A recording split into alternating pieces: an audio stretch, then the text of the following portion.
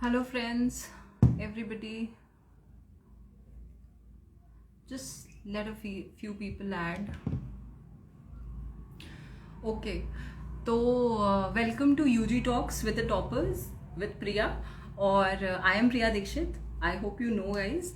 और आज का सेशन मैं आपको स्पेसिफिकली बताती हूँ कि मेरे लिए बहुत ज़्यादा स्पेशल है because there are two of my favourite officers जिनको मैं लुकअप करती हूँ, जो मेरी इंस्पिरेशन रहे एंड आई नो कि आप लोगों की भी रहे होंगे. तो आज हमारे सेशन में वो हमारे साथ हैं. सबसे पहले मैं वेलकम करना चाहती हूँ super cop IPS Navneet Sekera sir को, who is in UP cadre and who is currently serving as additional director general ADG in UP police. And दूसरे हमारे अपने खुद के iron man IPS Ravinder Singhal sir हैं, who is also serving as ADG additional director general in Maharashtra police. तो दोनों ही आज हमारे साथ यहाँ पे प्रेजेंट होंगे और उनसे हम बहुत सारी बातें करेंगे, उनके बारे में पूछेंगे कि कैसे उनको इतनी मोटिवेशन मिली, कैसे उन लोगों ने सिविल सर्विसेज की तरफ अपने आप को एक इंस्पायर करा, मोटिवेट करा, और कैसे वो आज यहाँ पर इस जगह पर हैं. Okay, let us welcome them now.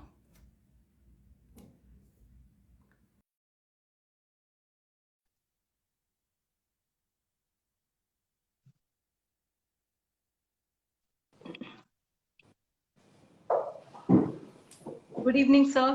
Yeah, good evening. Hello, Priya. Hi, Naveen good sir. Evening sir. Good evening. Hi Ravinder. Hi Priya, कैसे हो आप? ठीक हूँ sir. Such a such a pleasure to meet the Iron Man, our own Iron Man. So sweet of you. Thank you Yes so sir. much. And our big boss, Navneet Sikera. Good to be with Ravinder you. sir, Yes, nice sir. to see you again, and Navneet sir, welcome to our session. And Yeah. आज के session के लिए I was really looking forward because Ravinder sir, let me tell you, I am also from Uttar Pradesh and since my birth I have heard a lot of stories, and Navneet sir stories has inspired me, and everybody knows him in UP. There's nobody who must be not knowing that who is Navneet sir. He's pride Okay of sir. our batch, 96 batch. And Sir, Priya, you both are actually. यहाँ पर this Ravinder guy, he is very modest. मैंने इसको हालांकि confess करा इसके सामने. जब मैं वर्कआउट कर रहा होता हूँ और मेरी स्थिति आती है कि I feel like giving up, तो उस वक्त एक इंसान का चेहरा मेरे जहन में आता है, वो था Ravinder. I think of Ravinder को, my goodness, this man is iron man who never look like an iron man, but look at the will power. ये तो आयरन का स्टील मैन कहना चाहिए इसको. And suddenly I know, I जैसे मुझे लगता है मैं गिव अप करने वाला हूँ, आई think of him and I will never give up. And दोबारा से मैं पूरा वर्कआउट करके ही उठता हूँ. सो माय वर्कआउट सेशन की जो एनर्जी है, उसका source is Ravinder Singhal. So sweet of you. So sweet of you. Thank you so much. Honestly speaking, this is true. मैंने तुमको पर्सनली मिलके Yeah, बोला था, फोन पे भी he बोला has था. told me many times. Many times मैं तुमको बोलता हूँ I'm इस बात को. privileged. I'm privileged. Yeah. Navneet, so nice of you. Sir, I think actually आप बहुत सारे यूथ की इंस्पिरेशन है, रविंदर सर स्पेसिफिकली, बिकॉज जब हम लोगों को, जब आज के यूथ को भी उतनी एक मोटिवेशन नहीं होती है कि उसे उठ के एक छोटा सा वर्कआउट करना है या फिर रनिंग करने जाना है, और उस जगह पे आप अपने इतने बिजी स्केड्यूल से अपना टाइम निकाल के और अपने आप पे इतना ज्यादा इन्वेस्ट करते हो, तो वो बहुत बड़ी चीज है. Honestly. Thanks. Honestly. So, sir, Navneet sir, I would like to start this session from you. कि मुझे आपकी स्टोरी पता है कि आप यूपी के एक बहुत ही छोटी सी गांव से बिलोंग करते थे, और आपने फर्स्ट टाइम 6th क्लास में जब आप बाहर टाउन में गए, उसके बाद आपने फाइनली एबीसीडी सीखना स्टार्ट करा, और धीरे धीरे कैसे कैसे चीजें चेंज हुई. तो वो जो लड़का जो यूपी के गांव से आया था, और उसके बाद वो फाइनली आईआईटी रुड़की में गया, एंड देन उसके बाद वो आईपीएस में आया, the best institution and then the best service. तो ये जर्नी कैसे बनी, कैसे धीरे धीरे आपके मन में ये ख्याल आया कि मुझे आईआईटी में जाना है, फिर मुझे आईपीएस में जाना है? प्रिया, टू बी वेरी ऑनेस्ट, ये क्वेश्चन का आंसर मैं इतनी बार कर चुका हूँ कि मुझे लगता है ये क्वेश्चन पेपर आउट हो गया है. मुझे तो इस पे कुछ दिमाग लगाना नहीं पड़ता है बोलने के लिए. It's out question paper for me. बिल्कुल ईमानदारी से बताऊं, सभी बच्चे यहाँ सुन रहे हैं मेरी बात को, कभी सोचा नहीं था कि हम ये करेंगे वो करेंगे। बस एक बार में एक स्टेप आगे बढ़ते थे। कोई रास्ता दिखाने वाला नहीं था, कोई गाइड नहीं था कि देखो ऐसा करो तो ऐसा होगा, ये बताने वाला कोई था नहीं। तो खुद ही एक कदम आगे बढ़ते थे, फिर इधर उधर देखते थे, लोगों को देखते थे, पियर्स को देखते थे, या किसी की कहानी सुनने को मिल जाती थी तो उससे मोटिवेट होते थे कि नहीं हम भी कुछ करेंगे। तो बहुत छोटे छोटे ड्रीम्स लेके आगे बढ़े। मैं बिल्कुल ईमानदारी से बताऊंगा, क्योंकि see now we have reached to the level of ADG और पूरी job up towards the fag end है। तो अब एक टाइम आता है कि जब आप अपनी बात को बताएं और गिविंग बैक का समय है। तो जैसे ही रविंदर भाई ने मेरे को बोला कि इसमें आना है तो मैं इमीडिएटली तैयार हुआ, क्योंकि सी हम लोगों को जो कुछ मिला है इसी सिस्टम से मिला है। ये सिस्टम करप्ट हो, खराब हो, जैसा भी हो, लेकिन फिर भी दिया तो इसी ने है। इसी सिस्टम की बदौलत हम यहाँ तक पहुंचे हैं। तो इसमें इतनी खामियां भी नहीं है जितनी हम समझते हैं। तो जो बात आपने पूछी, आईआईटी का तो मैंने नाम ही नहीं सुना था। आप बात कर रहे हैं कि आईआईटी में जाने का प्लान कैसे बनाया, तो उसका तो नाम ही नहीं जानते थे। 12th पास कर लिया हिंदी मीडियम से। मैं आपको बताऊं, मैं बिल्कुल विशुद्ध हिंदी मीडियम से पढ़ा हुआ हूं, जहां पे फिजिक्स में व्यतिकरण, अनुनाद और ये सब हम लोग पढ़ा करते थे। तो मुझे आज भी हिंदी की सारी टर्मिनोलॉजी याद है, और हिंदी में ही सारा सब कुछ पढ़ते थे। और बुक के पीछे आईआईटी लिखा होता था। तो कई बार पूछा अपने टीचर से कि सर ये आईआईटी के क्वेश्चन, ये आईआईटी क्या कौन सा एग्जाम होता है? तो हमारे टीचर लोग कहते थे ये तुम्हारे बस की बात नहीं है, इसे छोड़ो, यूपी बोर्ड पे ध्यान दो। तो आईआईटी के बारे में पता ही नहीं था कि आईआईटी होती क्या चीज है। तो कभी सोचा नहीं। बस बचपन में मेरे फादर मुझे पढ़ाते थे, तो उनका एक ड्रीम था कि मेरे बच्चे की हाई स्कूल में फर्स्ट डिवीजन आनी चाहिए। That was the only dream. इससे बड़ा नहीं था, टॉपर शॉपर नहीं, फर्स्ट डिवीजन आनी चाहिए। तो that would be a great achievement, क्योंकि मेरे गांव में तब तक किसी की फर्स्ट डिवीजन आई नहीं थी। तो उनके लिए सबसे बड़ा ड्रीम ये था। सी ड्रीम्स रिलेटिव होते हैं, ड्रीम्स आर नॉट एब्सोल्यूट। हम लोग जो ड्रीम करते हैं वो रिलेटिवली करते हैं। तो उनका ड्रीम सिर्फ ये था कि बस अगर if my son gets first division, that would be super awesome. तो उस वक्त मेरा भी दिमाग उतना ही चलता था, फर्स्ट डिवीजन लानी है, किसी भी तरीके से हार्ड वर्क करके फर्स्ट डिवीजन आ जाए, that would be super awesome. उसके बाद फिर 12th किया। 12th में भी वही ड्रीम था, बस फर्स्ट डिवीजन आनी है। तो फर्स्ट डिवीजन आना ही अपने आप में एक बहुत बड़ा अचीवमेंट था हमारे लिए। वो जैसे आजकल के बच्चे 98%, 99%, उतना तो हम कभी, मतलब सपने में भी क्या, वाइल्डेस्ट ड्रीम में भी नहीं कभी सोचा कि that we could be that. एक स्कूल का नाम सुना करते थे, सिटी मॉन्टेसरी के बच्चे बहुत बड़े बड़े होते हैं, बहुत ही स्मार्ट बच्चे होते हैं, वो यूपी लिस्ट में आते हैं। तो सिटी मॉन्टेसरी स्कूल हमारे ड्रीम होता था, कभी लखनऊ गए ही नहीं थे तब तक। तो we never thought of it. उसके बाद लाइफ आगे बढ़ी। 12th के मार्क्स यूपी बोर्ड के तो आप जानते हैं बहुत कम आया करते थे उस जमाने में। और यूपी बोर्ड के मार्क्स और सीबीएसई बोर्ड के मार्क्स से 20% का फ्लैट डिफरेंस हुआ करता था, 20 to 25%। तो यूपी बोर्ड का टॉपर 80% पे होता था, उधर 99%। तो फिर मैंने कोशिश की कि मैं कहीं एडमिशन ले लूं, क्योंकि मेरी पढ़ाई जहां पे मैं कर रहा था वहां पर बीएससी नहीं था। The district headquarter where I did my 12th from Etah, government inter college एटा से मैंने अपना 12th किया है। तो वहां पर कोई बीएससी करने का ऑप्शन नहीं था।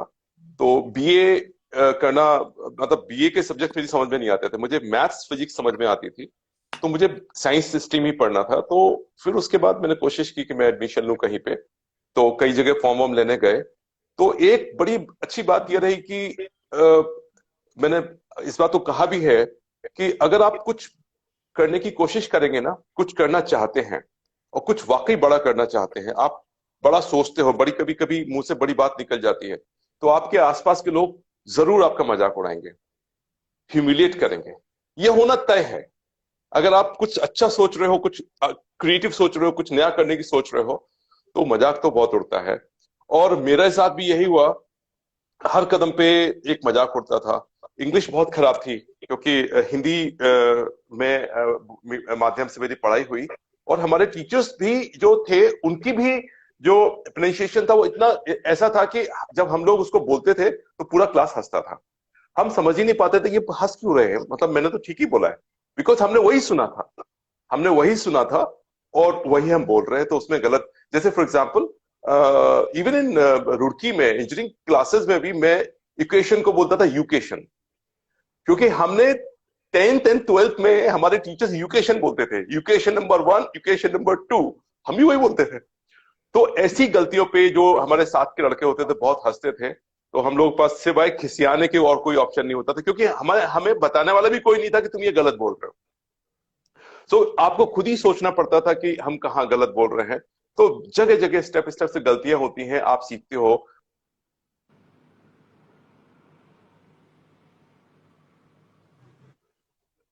तो इसी क्रम में दिल्ली में मैंने कई कॉलेजेस में गया फॉर्म वगैरह लेने के लिए, तो वहां पे भी एक बड़ा जबरदस्त ह्यूमिलेशन हुआ जो मेरे दिल को अच्छे से छू गया, मतलब जिसे कहते हैं ना, हिला दिया। तो फॉर्म लेने गया तो एक कॉलेज में जनरली क्या फॉर्म देते हैं या मना कर देते हैं, but this time this clerk he came out of the box. वो जो विंडो थी उससे बाहर निकल कर आया। हुआ ये था कि मैं रात भर जर्नी करके पहुंचा था वहां पर, आईएसबीटी से नॉर्थ कैंपस दिल्ली का पास में है, तो पहुंच गए वहां पे सुबह सुबह मुंह वूह धो के ऐसे, तो दिल्ली में पढ़ना है। तो वो बाहर निकल के आ गया और बोलता है कि कहाँ से आए हो। तो मैंने पहले उसने 2-3 क्वेश्चन पूछे थे कि कहाँ से आए हो, मैंने कहा यूपी में। कहाँ से? यूपी में, एटा से। तो 2-3 क्वेश्चन पूछने का तो बेचारा बाहर ही आ गया। वो बोलता है, हाथ रख के बोलता है, सुनो कब आए? मैंने कहा सुबह सुबह आया हूँ। ऐसा करो, यहाँ से तुम, उसने मेरे को 2 रुपए की या 5 रुपए, मुझे अब याद नहीं है, का सिक्का दिया या नोट दिया कि जाओ वहां से सामने एक मुद्रिका उस जमाने में चला करती थी, बस उस पे बैठो, वापस आईएसबीटी चले जाओ, पिता का पैसा बर्बाद मत करो। तो उस वक्त इतना खराब लगा मुझे, इतना ह्यूमिलिएशन लगा कि ठीक है, एक पिछड़े इलाके से आए हैं, फॉर्म मांग रहे हैं आपसे, फॉर्म का पैसा भी दे रहे हैं, अगर देना है तो दे दो, नहीं देना तो इतनी बेइज्जती मत करो। लेकिन कई बार क्या होती है ना कि इन लोगों की जो बेइज्जती करते हैं यही आपका सबसे बड़ी स्ट्रेंथ बन जाती है। और मुझे अच्छे से याद है उस वक्त वहां से मैं निकला और पूरे रास्ते आईएसबीटी के रास्ते तक मेरी आंखों में से आंसू गिर रहे थे। तो अड़ोस पड़ोस के लोगों ने पूछा भी क्या हो गया, अब कुछ क्या बताऊं क्या हुआ। So that was the biggest humiliation that I faced, कि क्या करें। एंड देन तब तक क्या था, मेरे साथ के बहुत सारे बच्चे जो थे वो तैयारी व्यारी कर रहे थे। फिर फाइनली मैं आगरा पहुंचा। आगरा में बहुत सारे लोगों को मैंने तैयारी करते हुए देखा। तो वहां पे फिर तैयारी के दौरान मैंने सोचा कि यार ये काम मैं कर सकता हूँ। तो फिर उनसे मैंने किताबें ली, बहुत मतलब किताबें खरीदने लायक, मतलब honest, to be very very honest, जो कोर्सेज थे उस वक्त वो बहुत कॉस्टली थे मेरी पॉकेट के हिसाब से। तो उनको जीरोक्स कराता था मैं, एक बुकलेट को जीरोक्स करा लेता था 40 पैसे पर कॉपी के हिसाब से, उसको पूरा पढ़ लेते थे, फिर उसको वापस करके फिर नई मांग लेते थे। Friends were very cooperative. तो छोटी छोटी बुकलेट आती थी कोचिंग्स की, उनको पढ़ना शुरू किया और जुनून के साथ पढ़ाई शुरू करी।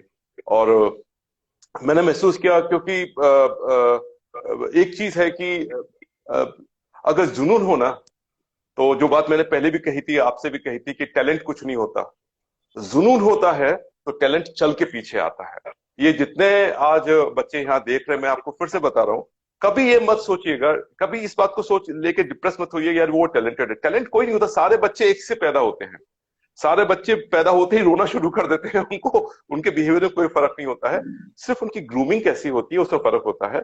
तो वही चीज है, talent is basically the practice. आप कितनी प्रैक्टिस करते हो किसी काम को करने की, आप उतने ही हुनरमंद हो जाते हो। तो जर्नी की शुरुआत प्रिया ऐसी थी, आईटी वाईटी का हम लोग कुछ जानते वानते नहीं थे, बस लोग पत्थर मारते गए, हम उन पत्थरों को अपना माइलस्टोन बनाते गए। दैट इज हाउ वी आगे बढ़ते गए। So nice sir, so inspiring. तो सर आपको शुरू से पता था कि आपको इंडियन पुलिस सर्विसेज में जाना है, मतलब जब आप आईटी में आए और उसके बाद? अरे मैं आपको वही बता रहा हूँ, शुरू से तो व्हेन आई लुक बैक, तब से इतना ड्रीम होता था। सबसे पहला ड्रीम मैं ईमानदारी से बताता हूँ, हाई स्कूल में फर्स्ट डिवीजन आ जाए। सेकंड ड्रीम, कहीं बीएससी में अच्छा एडमिशन मिल जाए, तो वो अच्छा जगह एडमिशन हो गया। उसका ड्रीम ये था कि अब जब रुड़की में पहुंच गए तो लगा अब जॉब तो पक्का मिल ही जाएगा, अब तो जॉब पक्का मिल ही जाएगा। So job was the third dream, अच्छा जॉब मिल जाएगा। एंड जॉब के बाद ड्रीम था कि एक 4 व्हीलर खरीदेंगे, एक कार। उस जमाने में मारुति आ गई थी, तो एक मारुति ही थी बस, तो एक मारुति लेंगे और एक मकान मकान फ्लैट फ्लैट में रहेंगे, जिंदगी कट जाएगी, बस दैट्स इट। इतना ही सोचा था, इससे ज्यादा नहीं सोचा। Really inspiring, sir. Sir, Ravinder sir, now I would like to ask you, although we know about this, but No, still मैं आपसे आज before you क्योंकि ask आप me, दोनों साथ before में you हैं। before you हाँ ask Priya, me ji, anything, I would like मैं रविंदर भाई के बारे में कहना चाहता हूं कि दिस मैन, इनको तो आयरन मैन से कहा जाता है, लेकिन मुझे इस कहना चाहिए दिस मैन इनसाइड से, ऊपर से तो ह्यूमन है, पर अंदर से ये स्टील के बने हुए हैं। अगर आप जो हमारे व्यूअर्स उनको पता ना हो कि आयरन मैन होता क्या है, आयरन मैन उस टाइप का नहीं है सुपर कॉप, किसी को कह दिया तो सुपर कॉप बन गया। Iron man is a competition जो इंटरनेशनली होता है, और उसमें दुनिया भर के जो फिटेस्ट लोग होते हैं वो कॉम्पीट करते हैं। And it's not about your fitness, it's about your will power. बहुत ही टफ कंपटीशन होता है, और जो मैं बता रहा हूं जरा आप उसके बारे में सोचिए। ये शुरुआत होती है इसकी 4 किलोमीटर स्विमिंग से। 4 किलोमीटर स्विमिंग करनी है आपको, उसके बाद 180 किलोमीटर्स आपको साइकिल चलानी है। 180 किलोमीटर्स लगातार, नॉन स्टॉप। इसकी 3 इवेंट होती हैं, और उसके बाद जब आप खुद सोचो, 4 किलोमीटर स्विमिंग पूल के 2 चक्कर नहीं लगते हैं। 4 चक्कर लगाने में लगता है कि हमने जैसे माउंटेन एवरेस्ट पे चढ़ाई चढ़ रही हो। अचीवमेंट समझते हैं हम लोग अगर 4 लेंथ लगा लेते हैं तो। But look at the will power, 4 kilometres. और वो भी कंपटीशन कौन सा, सारे यंगस्टर्स, 20-20, 22-22, 24-24 साल के लड़कों के साथ। रविंद्र भाई, आपने किस एज में किया था? मैंने 50+ में किया था। Oh my goodness, oh my goodness. चरण कहाँ है आपके दादा? चरण कहाँ है दादा? Oh my goodness. सी प्रिया, मैं ये कहता हूं, ये होती है इंस्पायरिंग थिंग। तो मैं उसके बाद जो मैं बात बता रहा था, 4 किलोमीटर की स्विमिंग, 180 किलोमीटर की साइकिलिंग लगातार, बीच में कोई स्टॉप नहीं है, बिल्कुल कंपटीशन है, टाइम टाइम आपका स्टॉप वॉच चल रही है। उसके बाद जो आप सब कर चुके होते हैं, 42 किलोमीटर की मैराथन, और हर एक की टाइम लिमिट होती है। अगर उससे आपने ज्यादा किया तो आप डिस्क्वालीफाई हो जाते हैं। इन सब करने के बाद 226 किलोमीटर की आपकी टोटल जर्नी होती है, आपको डिक्लेयर करते हैं iron man. And look at this man, he is competing with the kids of, with his own kids, अपने बच्चों की उम्र के लोगों के साथ कॉम्पीट कर रहे हैं। सो सी, ये विल पावर, इस विल पावर का अगर आधा भी, जो हमारे आज व्यूअर्स बच्चे इसे देख रहे हैं, इस विल पावर का अगर आप आधा विल पावर से भी एग्जाम दे देंगे ना, तो सिविल सर्विसेज यूं निकल जाएगा। आपको सिर्फ एक विल पावर की जरूरत होती है, डिटर्मिनेशन की जरूरत होती है, और डिटर्मिनेशन की प्रतिमूर्ति है Ravinder. I want to listen more about your journey Ravinder.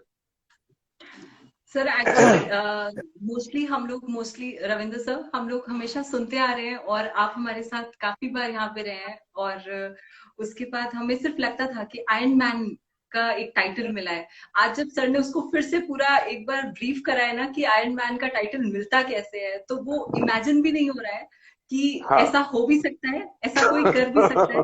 कोई कर भी सकता है, that to 50+। Exactly. Thank sir, you. आज आप एक बार फिर से बताइए कि एक बार मैं फिर से जानना चाहूंगी कि आप कैसे इंडियन पुलिस सर्विसेज की तरफ आए, कैसे मतलब ये जर्नी स्टार्ट हुई। We want to know again.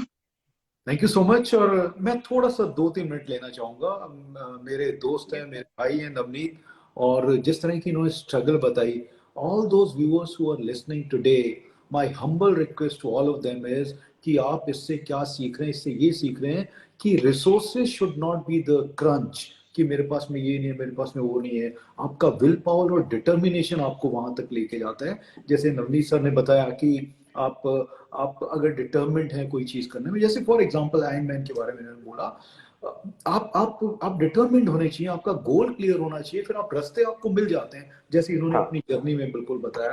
वो बहुत इंपॉर्टेंट चीज थी, ये मैं दोबारा से दोहराना चाहूंगा कि कोई बोल नहीं सकता कि मेरे को ये मैं आईपीएस या यूपीएससी क्लियर करूंगा, कोई नहीं बोल सकता। शुरू से हम लोग सब बराबर होते हैं, जैसे नवनीत सर ने बताया। परंतु उसमें से कुछ लोग जो डिटर्मिन्ड होते हैं कि मुझे ये करना ही है, किसी भी हद तक जाके करना है, वो जुनून मेरे अंदर में है। ये मैं दोबारा से ये रिपीट कर रहा हूँ। मैं क्यों आईपीएस में कैसे और क्यों पुलिस ही मैंने प्रेफर किया, क्योंकि मेरे डैड पुलिस सर्विस में थे और मैं पुलिस लाइन में मेरा जन्म हुआ। वहाँ पुलिस लाइन में एक कल्चर ही था कि पुलिस वहाँ पे, उस टाइम तो बहुत पुरानी बात है जब लोग करते थे, बहुत आवाजें भी आती थी रात को। मैं बोलना नहीं चाहता क्यों आती थी क्रिमिनल्स की आवाजें, तो वो आप सब समझदार हैं। वैसे माहौल में मैं देख के बड़ा हुआ और इंजीनियरिंग किया बाद में दिल्ली कॉलेज ऑफ इंजीनियरिंग से। और फिर जो है 90 से मैंने 3 साल नौकरी भी की, मैं गेल में था और उसके बाद 1 साल प्राइवेट सेक्टर में भी था। परंतु ये कि नहीं, मेरा मेरा गोल कुछ और है, मुझे कुछ और करना है। तो वो हम सब करते हुए उसके लिए पढ़ाई की। हर एक की अपनी अपनी जर्नी रहती है। रिसोर्सेज कुछ के पास ज़्यादा होते हैं सो कॉल्ड, कुछ के पास कम होते हैं, मगर उन सब में एक चीज़ कॉमन होती है, उनकी जो विल पावर है वो कॉमन होती है सबकी। और वो विल पावर के आधार, क्योंकि आपके पास बहुत सारे रिसोर्सेज हैं तो भी आप क्लियर नहीं कर सकते। अगर आप किसी चीज में कम पढ़ रहे हैं कि आप खुद से झूठ नहीं बोल सकते, आप बैठे हुए काफी घंटे पढ़ रहे हैं, बट आप रियली में पढ़ रहे हैं कि नहीं, और आप कैसे पढ़ रहे हैं, स्मार्टली पढ़ रहे हैं कि नहीं, ये सारी चीजें उसमें बहुत मैटर करती हैं। तो इसी तरह से ये जर्नी रही मेरी। 12th के बाद में इंजीनियरिंग किया, इंजीनियरिंग के बाद में नौकरी, और साथ में मैंने जब ये शुरू किया तो फर्स्ट उसमें हमारा नहीं हुआ था, सेकंड में भी नहीं हुआ था, फिर जो है थर्ड उसमें मेरा ये हुआ इसमें सिलेक्शन।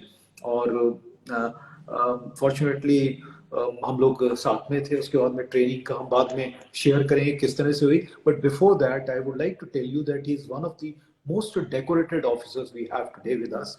सिर्फ ये नहीं कि इनके ऊपर भोकाल, जो कि सेकंड लार्जेस्ट ओपनिंग जिसको मिला है, वो हमारे साथ आज स्पीकर जो हैं उनको मिला है। सब ओटीटी जो प्लेटफॉर्म्स हैं सबको अगर हम गिनते हैं तो उसमें इनको मिला है। तो ये सेकंड सीजन चल रहा है। परंतु इसके अलावा भी पुलिस मेडल हो, प्रेसिडेंट पुलिस मेडल हो, गैलेंट्री मेडल हो, ये सब चीज़ें नवनीत जी को मिली हैं। और सबसे बड़ी चीज़ जो है, सब लोगों का एक एम रहता है, अभी यूपी से है, कि मैं लखनऊ के मैं एसपी बनूं, जो हमें आईपीएस ऑफिसर हो या कोई भी है। तो ये यंगेस्ट ऑफिसर थे वहाँ के, और बाकी काम तो आप सबने सुना ही है कि किस तरह से इन्होंने काम किया है, किस तरह से क्रिमिनल्स को डीक्रिमिनलाइज किया या उस एरिया को डीक्रिमिनलाइज किया। ये बहुत सारी ये अच्छी चीजें जो मैं आपको बताना चाहता था इसमें। यस नवनीत। नवीन भाई, मैं एक बात चाहता हूँ कि आप लगातार आपने अटेम्प्ट दिया फर्स्ट, सेकंड एंड थर्ड, तो उस बीच में बहुत डिमोटिवेशन आता है, कई बार फीलिंग ऑफ फेलियर आती है, लगता है नहीं होगा हमसे।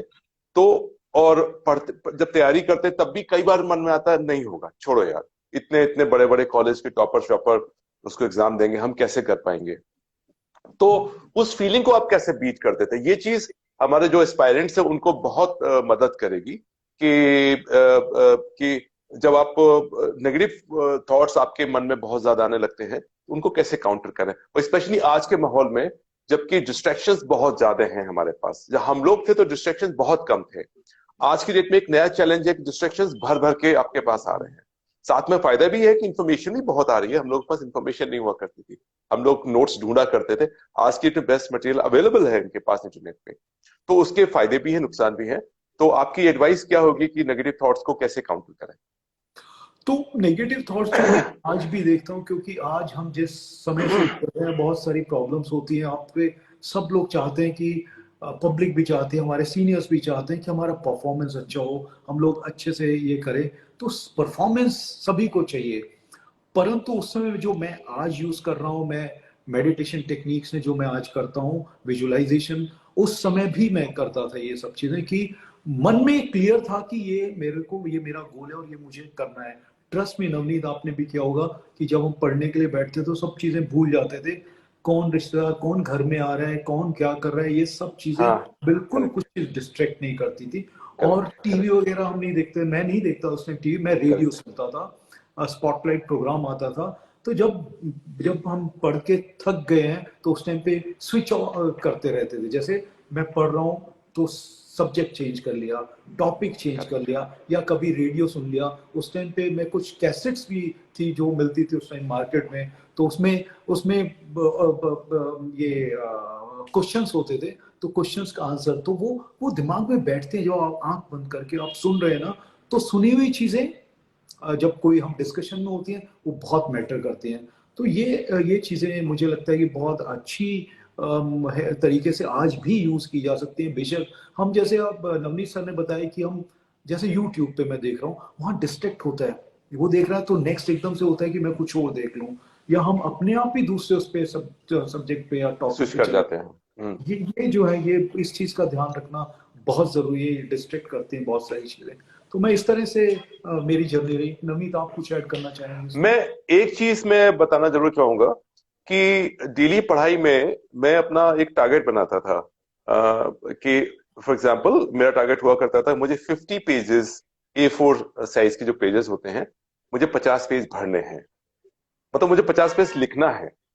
अब चाहे जैसे भी लिखो, 50 पेज मुझे लिखने हैं।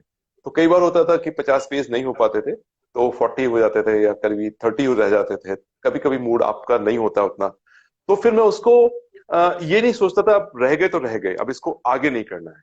तो जितना छूट जाता था, अगर कल का मेरा टारगेट 50 पेजेस का था और 40 रह गए, तो आज मैं 60 करके उसे पूरा करूंगा। That was my punishment. जो कल मेरे से छूटा उसको आज कंपेंसेट करना है, क्योंकि इसको आप आगे नहीं बढ़ा सकते। तो ये एक ट्रिक होती है जहां पे ये आपको मोटिवेटेड रखती है, और ये हर चीज में करती है। जैसे आजकल भी जब हम लोग फिटनेस रेजिमेंट पकड़ते हैं, मुझे 10 किलोमीटर दौड़ना है। अब एक दिन मान लो आप 8 ही दौड़ पाए, अगले दिन 12 दौड़ लीजिए, तो वो कॉम्पेंसेट करता है चीजों को। तो उससे आपका डिस्ट्रैक्शन नहीं होता है। और रविंद्र सर की बात से एक याद आया कि हमारे यहाँ उस जमाने में, हमारे यहाँ क्या, सभी के यहाँ सिर्फ टेलीविजन हुआ करता था, और उसमें वीक में सिर्फ 2 दिन चित्रहार आया करता था। ओनली 2 डेज, बुधवार को, शुक्रवार को, 8 o'clock से लेके 8:30 तक। याद होगा रविंद्र सर, आपको भी बिल्कुल। पुराने जमाने की याद है। और हम लोग बेसब्री से इंतजार करते थे कि आज हमको बुधवार वाले दिन शाम को कुछ सॉन्ग्स देखने को मिलेंगे। तो मैं भी देखने जाता था, कई बार बोर हो जाते थे, तो चलो ठीक है देख लेते हैं। लेकिन 1-2 सॉन्ग देखने के बाद अंदर से ऐसा लगता था, गिल्ट फैक्टर आता था, अरे तू टाइम वेस्ट कर रहा है। तो अच्छा गाना चल रहा है, पता चला अमिताभ बच्चन का गाना चल रहा है, और उस जमाने में क्या होता था, पूरे मोहल्ले के लोग आके देखा करते थे। 10-20 लोग बैठे हुए हैं ड्राइंग रूम में, सब लोग बैठ के ऐसे करके देख रहे हैं, और मैं भी आके देख रहा हूँ। और एक गाना देखा और अगले गाने के बीच में उठ के चला गया। तो लोग मुड़ के देखते थे, यार ये पागल आदमी है, इतना अच्छा गाना चल रहा है अमिताभ बच्चन का, इसको भी छोड़ के चला गया। तो कई बार लोग मेरी माँ से भी मजाक करके पूछ लेते थे कि बहन जी आपका लड़का मतलब ठीक है, कोई हवा हवा तो नहीं है इसके ऊपर इसका बिहेवियर तो कुछ ऐसा ही है, एमए टाइप का बिहेवियर है इसका। तो ये जब आपके मन में जुनून इतना भरा हुआ होता है ना, कि टारगेट दिख रहा होता है, तो उस वक्त आप 5 मिनट भी खराब करते हो तो आपको गिल्ट आने लगता है कि नहीं यार ये मुझे नहीं करना है, मेरा टारगेट हुआ है, मेरा टारगेट हुआ है। और एक बात मैं बताऊं प्रिया आपको, जब जुनून सच्चा होता है ना, तो थकान नहीं होती यार, थकान होती ही नहीं। कितना भी पढ़ लो, कितना भी हार्ड वर्क कर लो, रात के 2 बजे भी माइंड ऐसा बिल्कुल फ्रेश रहता है कि थकान होती ही नहीं। अगर सच्चा जुनून आपके मन में है, टारगेट क्लियर है, तो थकान नहीं होती। लोग कहते हैं मैं थक गया पढ़ते पढ़ते, थकान नहीं होती। फिर मैं आपको अपने अनुभव से बता रहा हूँ, थकान नहीं होती। Carry on to Ravinder sir. Yes, please. Priya, if you want to add something or ask Ravindra something. Sir, I just wanted to ask you something कि आप ऑलरेडी वर्क कर रहे थे, तो क्या आपने अपनी प्रिपरेशन को अपने वर्क के साथ करा था, या फिर आपने अपनी जॉब को स्पेसिफिकली मूव करा था फॉर दिस प्रिपरेशन? नहीं, मैं उस टाइम पे पढ़ रहा था, परंतु जब लगा कि नहीं, कम पढ़ रहा हूँ मैं, तो फिर मैंने रिजाइन किया, और रिजाइन करके फिर मैं दोबारा से जो मैं गलतियां कर रहा था, जो मैंने कोचिंग ली थोड़ा इसमें, तो फिर उसमें जो भी था, मतलब मैं फिर लाइब्रेरी के लिए भी जाता था कभी बीच में। वहाँ पे साउथ कैंपस में हमारी लाइब्रेरी थी, उस लाइब्रेरी में मैं जाता था, उधर पढ़ता था। तो ये जो है ना, जो डिस्ट्रैक्शन है उसको कम करने, ये आप जब बोर हो रहे हैं तो उस टाइम पे मैं उधर चला गया, तो वहाँ पे कुछ ग्रुप था, वो भी यूपीएससी की तैयारी कर रहे थे, तो उनसे बात करता था। तो इसलिए जो है मैंने गैप लिया, और गैप में मैंने इस तरह से दोबारा से कहाँ कहाँ मेरी गलतियां रह रही हैं, क्या मेरे को और करना चाहिए, ये सब चीजें जो लिस्ट बनाई और ऐड होता गया उसके अंदर। तो फिर वो जो भी कमियां थी वो पूरी उस टाइम पे हुई, और फिर मैं डेडिकेटेडली 100% मैं उसी के लिए कर रहा, और फिर नेक्स्ट ईयर उसमें मेरा सिलेक्शन हुआ। Okay, sure, sir. Sir, now I want to ask you, Ravinder sir, I want to ask you कि आप लोग सेम बैच से हैं और काफी सारी यादें होंगी, काफी सारी मेमोरीज होंगी, और मैंने सुना है आप लोगों ने साथ में मिलके काफी सारे इवेंट्स भी ऑर्गेनाइज करे थे अपनी ट्रेनिंग के टाइम पे। तो उस टाइम पे जब आपकी फ्रेंडशिप थी, जब आप लोग साथ में आए, साथ में मिले, तो क्या उस टाइम से आपने सोचा था कि आज नवनीत सर सुपर कॉप की तरह बाहर आएंगे और आप आयरन मैन की तरह बाहर आएंगे? तब आपको क्या ऐसी कोई फीलिंग थी अंदर से कि आगे चल के ऐसा कुछ बड़ा होगा और हम किसी बड़ी जगह पहुंचेंगे? एक चीज तो क्लियर थी, क्योंकि एक दो एग्जांपल्स मैं आपको देना चाहूंगा। जब हम वहां पे रहते हैं एनपीए में, नेशनल पुलिस एकेडमी में, तो हमारे स्क्वाड्स होते हैं। तो हमारा जो स्क्वाड था, 5 नंबर स्क्वाड था। नवनीत आपका 4 था? द फर्स्ट हाँ, स्क्वाड हाँ, 1। इनका बहुत अच्छा स्क्वाड था, सब स्टॉलवर्ड थे उसमें, and they were the winner also. तो वहां पे एक स्क्वाड जो है दूसरे स्क्वाड से लड़ता है भिड़ता है कि हम ही जीतें। 3 गेम्स होती हैं, तो उसमें वो हमारी एक रहती है फाइट एक दूसरे से, तो उस तरह का, बट वो हेल्दी फाइट रहती है कि हम अपने आप को प्रूव करें कि we are the best. This is done in a subtle way, we don't know, we don't realize it, but our personality is shaped and oriented in that way, which is very very important. एक और मैं example देना चाहूंगा, जो आप बता रहे हैं कि मालूम था कि ऐसा होगा। ही इज डेयर डेविल, और हम दोनों ने, we were actually chosen to perform a rock climbing Yes, event demo in the night, and there in the was night. Yes. On both. और वो था जो सबसे बड़ा जो वहाँ का हिल है उसके अंदर, नेशनल पुलिस एकेडमी में, उसके ऊपर था। Ravinder sir, that was the most difficult rock. या this was the most difficult rock. Difficult rock, जिसको almost 90% लोग कर नहीं पाते थे। नहीं कर पाते, और ये तो विदाउट सपोर्ट था कि आपको Without support. कैराबाइनर या फिर रोप, No carabiner, हाँ, without support. आप रात को गिरे तो गिरे। So this was very tough, trust me. और वो हमने किया, वो एक डेयर डेविल एक्ट था वो। हम लोग जब मिलते हैं हम लोग बात करते हैं कि वो किस तरह से हमने किया था। तो ये We too crazy did it. हाँ, idiots. So Idiots. we did it. We enjoyed. You see, हम जो आज हम लोग ये बात भी कर रहे हैं, we are creating memories, और वो अगर ये मेमोरीज जो है आज हम याद कर रहे हैं, आज हम लोग बात कर रहे हैं, उस टाइम की memories, so this kind of memories we create और वी एंजॉय इन फ्यूचर। तो जो व्यूअर्स हैं उनको मैं बोलना चाहूंगा कि क्रिएट द बेस्ट मेमोरीज। आप अगर ये पढ़ रहे हैं ना, तो पढ़ते रहिए। जो आज हम आपको बता रहे हैं, आप इतनी आप में क्षमता रहनी चाहिए कि कल जब आप इस पोजीशन में आएंगे, आप भी दूसरों को इंस्पायर करें। तो ऐसा उस तरह सोचने की कोशिश कीजिए।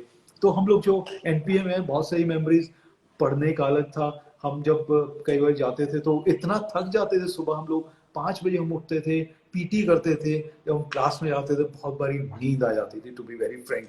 Navneet, I think you will agree. और सो जाते थे हम, कई बारी पूछा जाता क्या हुआ। तो इस तरह की बहुत सारी चीजें हैं जो हमने साथ साथ में किया ट्रेनिंग में। Navneet, if you want to add something. नहीं, ट्रेनिंग बहुत ही एक ऐसा एक्सपीरियंस होता है जहां पे आपकी पर्सनैलिटी निकलती है पहली बार, क्योंकि आप कॉलेज में होते हैं and they train you to become an officer. आपको पब्लिक को फेस करना है जाकर, आप गवर्नमेंट ऑफ इंडिया को रिप्रेजेंट करते हैं, स्टेट गवर्नमेंट को रिप्रेजेंट करते हैं। तो एक बहुत अपहिल टास्क होता है, और वो ट्रेनिंग इतने प्यार से होती है, इतनी रगड़ के होती है, उसको बड़े फनी यादें बनती हैं। और जिंदगी है ही क्या, बस हम यादें समेटते जाएं, एक अच्छी यादें बनाते जाएं, थोड़ी सी खुशियां बांटते चलें, थोड़ी सी स्माइल लोगों को देते चलें। और रविंद्र सर के साथ में कहूँगा, जो लोग आज सुन रहे हैं इसको, उनमें से आई विश कि बहुत सारे लोग सिविल सर्विसेज क्रैक करें, और वो फिर हमें ईमेल करें या इंस्टा पे लिखें कि सर मैंने 4 दिया। I think that would B, जैसे कहते हैं, the happiest moment for us, कि यार वो लगता है कि चलो, तो हमें ये एहसास होगा कि आपकी उस सक्सेस में थोड़ा सा, आपके उस हवन में जो मेहनत का फल है, उसमें एक आहुति हमारी भी थी, छोटी सी, हमारा भी थोड़ा सा योगदान था। तो बहुत अच्छा लगेगा कि अगर हमें ये सुनने को मिलेगा। प्रिया, मैं आपको बताऊं, सिविल सर्विसेज में आने से पहले मैं अपनी लाइफ में कभी, मतलब 1-to-1 लाइवली, मैं कभी भी किसी आईएएस आईपीएस या किसी भी सिविल सर्वेंट से मैं नहीं मिला था।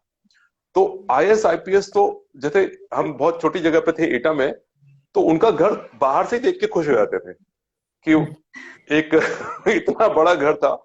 तो मैं साइकिल से जाता था, तो एक ही रोड पे, कचहरी रोड है एटा के, अगर कुछ लोग जुड़े होंगे जानते हैं, तो उसमें दाहिनी तरफ डिस्ट्रिक्ट मजिस्ट्रेट का घर है और बाईं तरफ एसएसपी का घर है। तो वहीं से निकलते थे हम लोग, एक तरफ उनका घर एक तरफ उनका घर, बस दूर से देख लेते थे इसके अंदर एसएसपी रहता है, इसके अंदर डीएम रहता है। लाइफ में कोई मौका नहीं मिला, इतनी अपॉर्चुनिटी नहीं थी कि हम एक बार इनसे मिल सके, इनसे पूछ सके कि सर आपने कैसे तैयारी की और आप क्या हमें टिप देंगे। वो गाइडेंस की बहुत ज्यादा कमी थी। लेकिन आज आप लोगों को कहूंगा कि आप लोग लकी हैं कि, और सबसे बड़ी बात है कि समय के साथ ये टेक्नोलॉजी है कि हम और आप आमने सामने बैठ के बात कर सकते हैं। वी कैन शेयर बहुत सारी बातें जो अदरवाइज नहीं हो पाती हैं, बहुत सारी चीजें सीखने को मिल जाती हैं। एक बात मैं बताना चाहूंगा, जो मैं हमेशा जो मुझे भी टिप मिली थी कि एग्जाम्स में पढ़ने से ज्यादा इंपॉर्टेंट होता है लिखना। आपको लिखना आना चाहिए। होता यह है कि बहुत से स्टूडेंट्स की दिक्कत ये होती है कि उनको इंफॉर्मेशन बहुत होती है, इतना पढ़ लेते हैं 2-3 साल में कि उनसे कहा जाए कि ये लिखो तो वो 2000 वर्ड्स लिख देंगे उसके ऊपर, लेकिन जो आंसर पूछा जा रहा है वो सिर्फ 400 वर्ड से पूछा जा रहा है। एंड सेकंड कॉमन मिस्टेक्स जो हमारे एस्पायरेंट्स करते हैं, क्वेश्चन को पढ़ते नहीं है ध्यान से।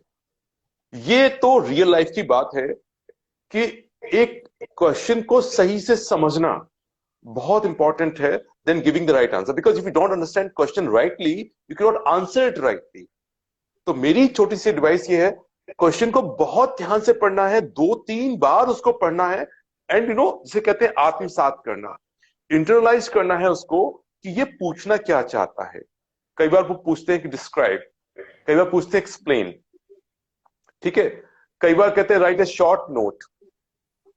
जनरली हम समझते हैं तीनों का मतलब एक ही है। कई बार पूछते हैं कि गिव द क्रिटिकल इवैल्यूएशन, हम लोग एक ही सा आंसर दे देते हैं उसके ऊपर क्योंकि वो हमें हमारे अंदर भरा हुआ है, हम निकाल देते हैं। बट द रियलिटी इज कि सबके आंसर्स डिफरेंट होते हैं। मैं चाहूंगा रविंद्र सर इस पर थोड़ा सा और रोशनी डालें। बिल्कुल सही है। आप जिस तरह से बोल रहे हैं नवनीत सर कि क्या पूछा जा रहा है वो बहुत इंपॉर्टेंट है। और शुरू करने से पहले मैं थोड़ा सा करना चाहूंगा इसमें कि आपका क्या आपके क्या सब्जेक्ट्स हैं उसकी पूरी इंफॉर्मेशन लेना बहुत ज़रूरी है। आजकल प्रीवियस ईयर के पेपर्स अवेलेबल हैं, विद आंसर्स अवेलेबल हैं, तो आप उसको ज़रूर एक बार अच्छे से देख लीजिए कि क्या पूछा जा रहा है और क्या लिखा जा रहा है और वो सब्जेक्ट में आपका इंटरेस्ट है कि नहीं। जैसे मैं इंजीनियर हूं परंतु मैंने सोशल साइंस सब्जेक्ट्स लिए, तो वो भी आपको होना चाहिए कि मैं इंजीनियरिंग सब्जेक्ट से लूंगा, उसका मेरे को फायदा होगा, वो मैं इंटरेस्टेड हूं भी कि नहीं। क्योंकि कई बार इलेक्ट्रिकल इंजीनियरिंग पढ़ते पढ़ते, जैसे मैं अपना एग्जांपल बता रहा हूँ, मुझे लगा कि नहीं यार, I want to do something else, I will take some other subject, तो ऐसे हमने चेंज किया उसको। तो आपका इंटरेस्ट है कि नहीं, आप उतने मार्क्स सिक्योर कर सकते हैं कि नहीं, ये चीजें, ये क्लैरिटी आपका होना बहुत जरूरी है। और क्या पूछा जा रहा है, ये बहुत इंपॉर्टेंट चीज बताई है सिकेरा सर ने कि आपसे क्या पूछा जा रहा है उसको जरूर आप देख लीजिए। हाँ, तो हाँ। आपका इंट्रोड्यूस कैसे कर रहे हैं आपके आंसर को, मेन बॉडी में क्या कर रहे हैं और कंक्लूजन क्या है, कंक्लूजन क्या होगा, करेक्ट। चीजें जो है होना बहुत जरूरी है। अगर आप ये नहीं हुआ तो आपको क्या है कि वो देखते हैं, कई बार कुछ एग्जामिनर्स होते हैं वो नीचे से शुरू करते हैं, आपका इसका क्या, इसमें समरी क्या है, तो वो समरी से फिर उनको पता चल जाता है हाँ ये आंसर इसने जो लिखा है ऐसा है।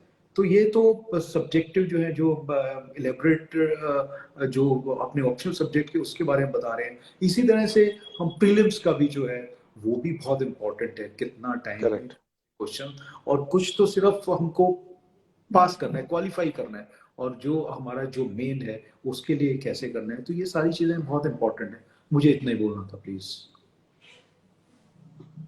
Okay, sir. Thank you, sir. Navneet sir, now I would like to ask you a question कि मैं खुद यूपी से हूँ और मैं जब से पैदा हुई हूँ तब से आपके बारे में सुना हुआ है मैंने। आप उस टाइम पे यूपी में आए थे और धीरे धीरे हमें सब कुछ पता है। और बाकी लोगों को आई थिंक आपकी जो वेब सीरीज आपके ऊपर आई उसका सीजन 1 आया, अभी सीजन 2 चल रहा है, भौकाल उसके थ्रू पता चला हो, या फिर शायद उन्हें पहले से भी पता होगा। लेकिन मुझे इतना पता है कि आपने जो भी चीजें करी, आपने भी जितनी भी चीजें वहां पे यूपी में करी, जो भी आपकी अच्छी कर्म थे वहां पे, वो इस बेस पे नहीं थे कि आपको सीरीज में आना है या फिर आपके ऊपर कोई वेब सीरीज बनेगी। लेकिन कुछ तो मोटिवेशन रही होगी, कुछ तो मोटिवेशन होती होगी when ever you had something in front of you, और आपको डिसाइड करना होता था, एक चॉइस करना होता था कि हाँ मुझे क्या करना चाहिए। तो उसके पीछे क्या मोटिवेशन होती थी? प्रिया, मैंने बहुत ही सॉरी सॉरी हाँ, मैंने बहुत ही सच्चे दिल से ईमानदारी से आपको बात बताई कि एक एक स्टेप हम लोग आगे बढ़े हैं। मैंने तो सिर्फ जो बचपन का ड्रीम था, सिर्फ हाई स्कूल में फर्स्ट डिवीजन आ जाए, उसका अगला ड्रीम था 12th में आ जाए, फिर अगला था कि कहीं अच्छे कॉलेज में एडमिशन मिल जाए, फिर था कि कहीं जॉब लग जाए। That is the dream. ये कभी नहीं सोचा था कि आपकी कहानी इतनी अच्छी होगी कि लोग उसको देखना चाहेंगे, उसके बारे में सुनना चाहेंगे, या आप स्टेज पर माइक लेके खड़े होंगे तो आपको लोग वेट कर रहे होंगे, आपको आपकी बात सुनना चाहेंगे। ये तो जिसे कहते हैं ना, ये चीजें बियॉन्ड ड्रीम्स थी। ये चीजें कभी, मतलब, I am very honest, I am very very honest, लेकिन कभी ये चीज जहन में आई नहीं कि ऐसा भी हो सकता है। ये चीज कभी सोची ही नहीं। एक बस वही छोटी सोच, एक मिडिल क्लास की एक गाड़ी हो जाए, एक घर हो जाए, माता पिता को थोड़ा घुमाएंगे, दैट्स ऑल, इतना ही सोचा था। लेकिन एक बात जो आपने बताई, इस सर्विसेज में आने का एक सबसे बड़ा फायदा ये होता है कि आपको करने का मौका बहुत मिलता है। एंड इन सर्विसेज में आने के बाद सबसे बड़ा नुकसान ये होता है कि इंसान के अंदर एरोगेंस आ जाती है। दोनों चीजें बता रहा हूं। एक तरफ आपको लगता है कि आप इतने सारे जो हमारे अनप्रिविलेज्ड क्लासेस हैं, इतने सारे लोग हैं जिनके साथ अन्याय हो रहा है, ठीक है, अगर उस अन्याय को आप उनको न्याय यहीं पर दे दें, तुरंत ऑन स्पॉट उसको न्याय दे दें कि भाई ये छोटी सी बात है, इसको खत्म कर देते हैं, तो बड़ी नहीं होगी। अदरवाइज उस बेचारे गरीब को लड़ते लड़ते लड़ते लड़ते इतने सारे कोर्ट्स में लड़ना पड़ेगा कि उसकी जमीन तक बिक जाएगी, उसको बेचारा बेघर हो जाएगा। वो छोटी छोटी हेल्प, अगर आप उसको ऑन स्पॉट ईमानदारी से, कुछ बड़ा काम नहीं करना है। मैं प्रिया आपको बताऊं, हम सिविल सर्वेंट्स को कोई बड़ा काम करने की जरूरत नहीं है, हमको सिर्फ सही काम करने की जरूरत है। कोई हीरोइक बनने की जरूरत नहीं है। सिंघम या सिम्बा बनने की भी जरूरत नहीं है। सिंपल सही काम कर दीजिए। उतना करने भर से पब्लिक इतनी त्रस्त है कि अगर आप सही को सही कह देते हैं ना, as SSP, as district magistrate, तो लोग आपको हीरो बना देते हैं। सही को सही कहने का हिम्मत होना चाहिए, और वो इसीलिए होना चाहिए कि ईश्वर ने, परमपिता परमेश्वर ने आपको यहाँ पे चुना है। लाखों लड़के थे वहां पर, लाखों लड़के लड़कियां थे, उनमें से आप आए हैं। ऐसा नहीं है कि आप स्मार्ट थे इसीलिए आए, यू हैव बीन चूजन, तो it is your duty to give it back. तो मैं जब भी गरीब इंसान को देखता था, फटे नुचे कपड़े वाले को देखता था, तो अगर आप मुझे इजाजत दे तो एक छोटा सा अनुभव सुनाना चाहूंगा कि मैं अपने ऑफिस में जब लोग गांव के लोग आते थे, और तो गांव के लोग का आना और शहर के लोगों का आना में बड़ा फर्क होता है।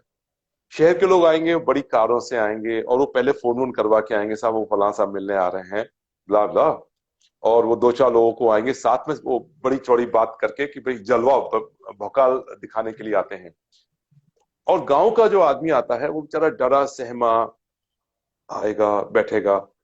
तो मुझे पता होता था, बिकॉज मैं गांव से बिलोंग करता हूं, कि बेचारा जो गांव से आया है, पहली बात यह है कि उसने 15 दिन सोचा होगा कि मुझे एसएसपी के पास जाना है, और उसके अंदर ये यकीन आया होगा, ये विश्वास अंदर से आया होगा कि मैं अगर एसएसपी के पास जाऊंगा तो मेरी बात सुनी जाएगी, मेरे साथ न्याय होगा।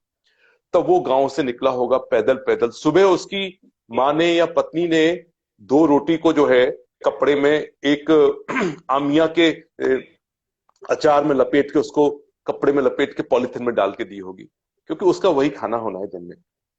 वो लपेट के बेचारा आता है हमारे पास, फिर टेम्पो पकड़ा होगा, फिर बस पकड़ी होगी, फिर बस स्टैंड से या तो पैदल आया होगा या किसी टेम्पो पकड़ के आया होगा। उसकी जर्नी बड़ी मुश्किल होती है, बड़ी मुश्किल से पहुंच पाता है वो एसएसपी के यहाँ। तो मुझे पता था उसकी जर्नी मुश्किल है, क्योंकि मैं खुद पैदल पैदल अपने गांव जाता था। 6 किलोमीटर का डिस्टेंस था जहां से बस उतारती थी, तो 6 किलोमीटर पैदल हम लोग गांव जाया करते थे बचपन में। तो मुझे पता है कि वो एक डिफिकल्ट लाइफ है। तो एज ए सिविल सर्वेंट मैं हमेशा सबसे पहले जो गांव के लोग हैं उनसे बात करता था कि दादा पहले आप अपनी बात बताओ, पहले आप अपनी बात बताओ।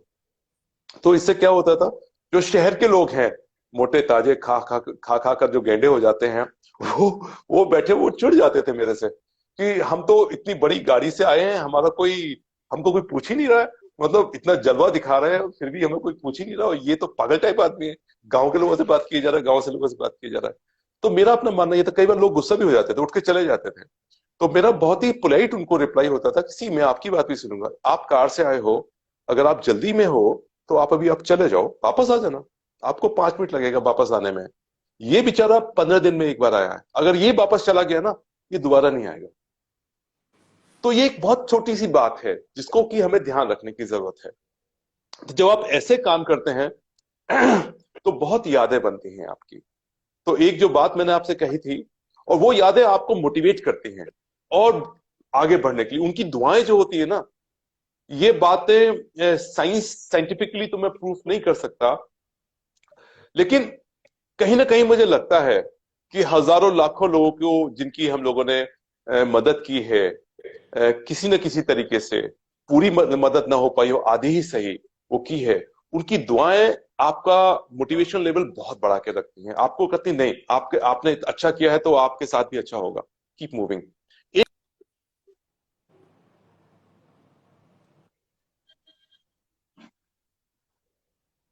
एक बुजुर्ग सा इंसान मेरे यहाँ आया। तो जनरली टेबल काफी चौड़ी होती है, तो वो धीमे धीमे बोल रहा था, तो उसकी आवाज भी साफ से नहीं आ रही थी। तो मैं अपनी चेयर छोड़ के उसके पास जाके बैठ गया। मैंने कहा दादा मुझे बताओ प्रॉब्लम क्या है आपकी। तो उसने बताया कि बूढ़ा था, से अराउंड 65-70 के आसपास एज में, काफी एज थी। तो उसने कहा कि साहब अब मैं बूढ़ा हो गया हूँ, मेरा इकलौता लड़का है, और उसकी शादी हो गई, और अब मेरा इकलौता लड़का मुझे रोटी तक नहीं देता है। अब यह सोचने वाली बात यह है कि यह प्रॉब्लम एसएसपी की नहीं है। एक पॉइंट ऑफ व्यू हो सकता है कि अरे भाई आपके लड़का आपको रोटी नहीं दे रहा तो मैं क्या करूं, I mean this is not my job. ठीक है, कोई इरेटिक आदमी होगा तो उसको बुरा भला भी कह देगा कि आपने ऐसे लड़के को पैदा ही क्यों किया। सी, आप कुछ भी कह सकते हो। Now another point of view is this कि आप एसएसपी हो। अब आप इसको ऐसे सोचो, वो बेचारा ये घर की बात, उसको रोटी नहीं मिल रही है, ये कहने के लिए इतनी दूर से यहां तक आया है, वो उस उम्मीद से आया है कि शायद ये एसएसपी इसका हल कर देगा। Look at the aspiration of that man. अगर आपकी पोजीशन ये एस्पिरेशन उनके अंदर पैदा कर रही है, बच्चों के अंदर ये एस्पिरेशन दे रही है कि आदमी जस्ट है, इससे बड़ा काम आप क्या कर सकते हैं। तो हम सही काम करके ये एस्पिरेशन दे सकते हैं। तो मैंने उसकी बात सुनी, मैंने पूछा कि आपके लड़के के पास कोई मोबाइल नंबर वगैरह है। तो उसने अपना पर्चा वर्चा खोल खाल के, कागज पे कहीं लिखा हुआ था, मोबाइल थे उस जमाने में, 2004 या 5 की बात है। तो मैंने उसको लड़के को फोन पे डांटा, कस के डांटा। मतलब पीआरओ ने कहा एसएसपी नवनीत सिकरा बात करेंगे, तो उस वक्त थोड़ा नाम हुआ करता था, तो बेचारा वैसे ही डर गया। वो तो स्टेमर करने लगा, उसकी आवाज ही नहीं निकल रही थी। तो मैंने उसको अच्छे से हड़काया। हमने कहा कैसे तुम लड़के हो, है तुम्हारा पिता तुमको कंधे में बिठा के, तुम्हारी माँ नहीं थी, बताया उसकी पत्नी की डेथ हो गई थी, जिंदगी भर रोटी बना के तुमको खिलाया, अब वो बूढ़ा हो गया तो तुम रोटी नहीं खिला सकते उसको, कैसे बेशर्म इंसान हो तुम। मतलब खूब इस तरीके की मैंने उसको खरी खोटी सुनाई। और मैंने कहा कि हर महीने मेरा पुलिस वाला तुम्हारे घर जाएगा, और एक भी तेरी शिकायत आ गई तो मैं तेरा बैंड बजाऊंगा। तो ये मैंने उसको बोल दिया। भूल जाते हैं इसके बाद, लेकिन वो बंदा हमारा हर महीने जाता रहा। फिर मेरा ट्रांसफर हुआ। जब मेरा ट्रांसफर हुआ मुजफ्फरनगर से, तो मैं वापस आ रहा था, तो ट्रेन भीड़ थी बहुत ज्यादा, और एक बड़ा इमोशनल मोमेंट होता था, क्योंकि 1-1.5 साल वहां रहा। बहुत सारे लोग आए थे स्टेशन पर, मतलब स्टेशन भरा हुआ था, पूरा स्टेशन भरा हुआ था, जैम पैक्ड। तो कई बार मुझे अंदर से फील हो रहा था कि जो है कितना प्यार मिला, और मैं जा रहा हूँ। 2-4 इमोशनल चीजें भी याद आई, but I control my emotions कि नहीं, इट्स ओके। आप यहाँ से लखनऊ जा रहे हो, इट्स गुड, आपको आपके काम की वजह से आपको लखनऊ का चार्ज मिल रहा है। तो शाम का टाइम था, 5-6 बजे की बात थी, हल्का हल्का डस्क शुरू हो रहा था। भीड़ खत्म हो गई, ट्रेन चल पड़ी। भीड़ से दूर जब मैं गेट पे खड़ा होकर ऐसे ऐसे सबको हाथ हिला रहा था, तो लास्ट में जाके I saw an old man. जब भीड़ खत्म हो गई उसके बाद वो खड़ा हुआ था और वो वहां से ऐसे हाथ हिला रहा था।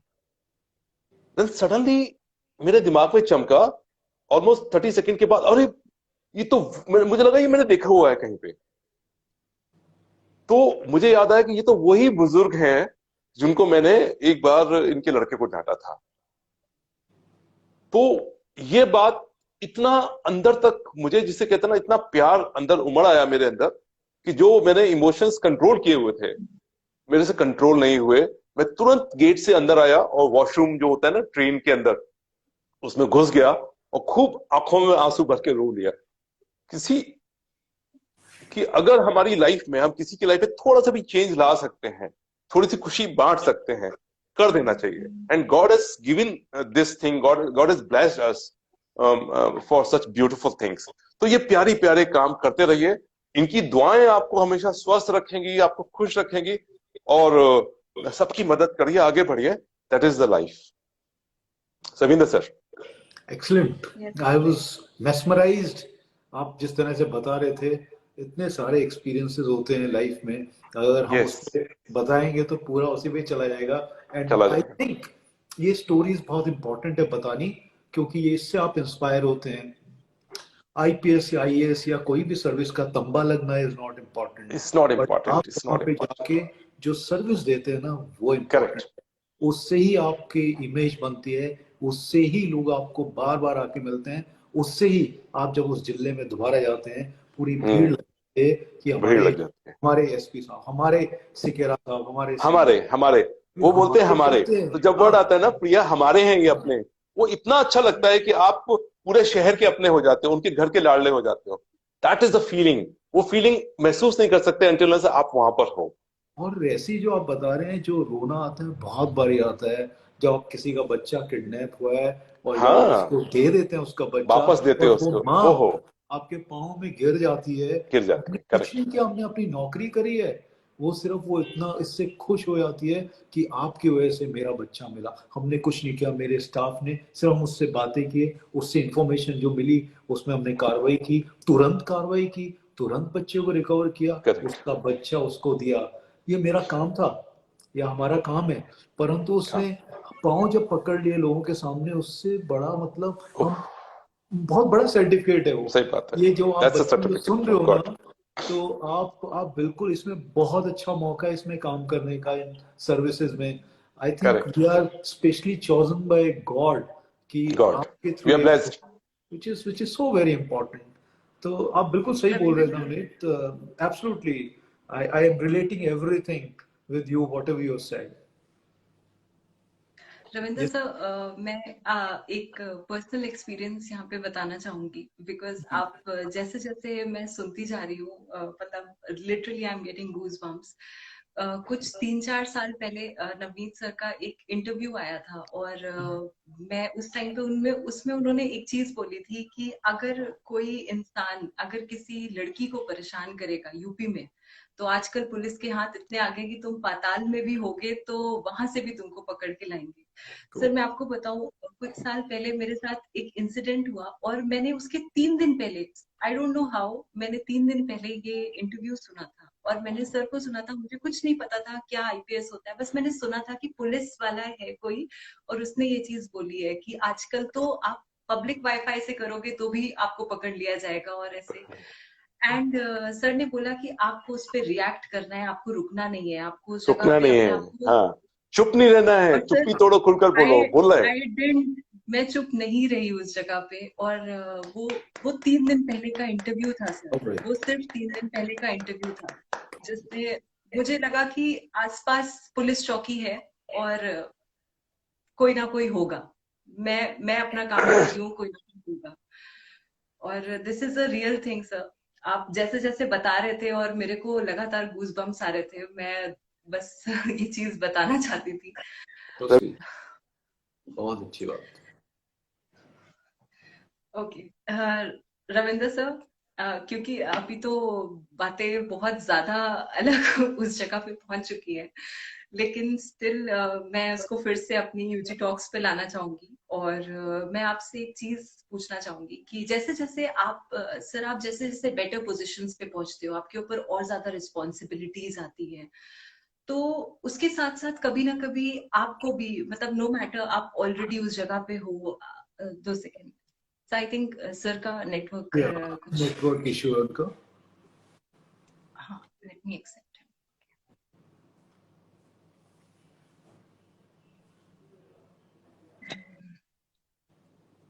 सर की भी रिक्वेस्ट नहीं आई है।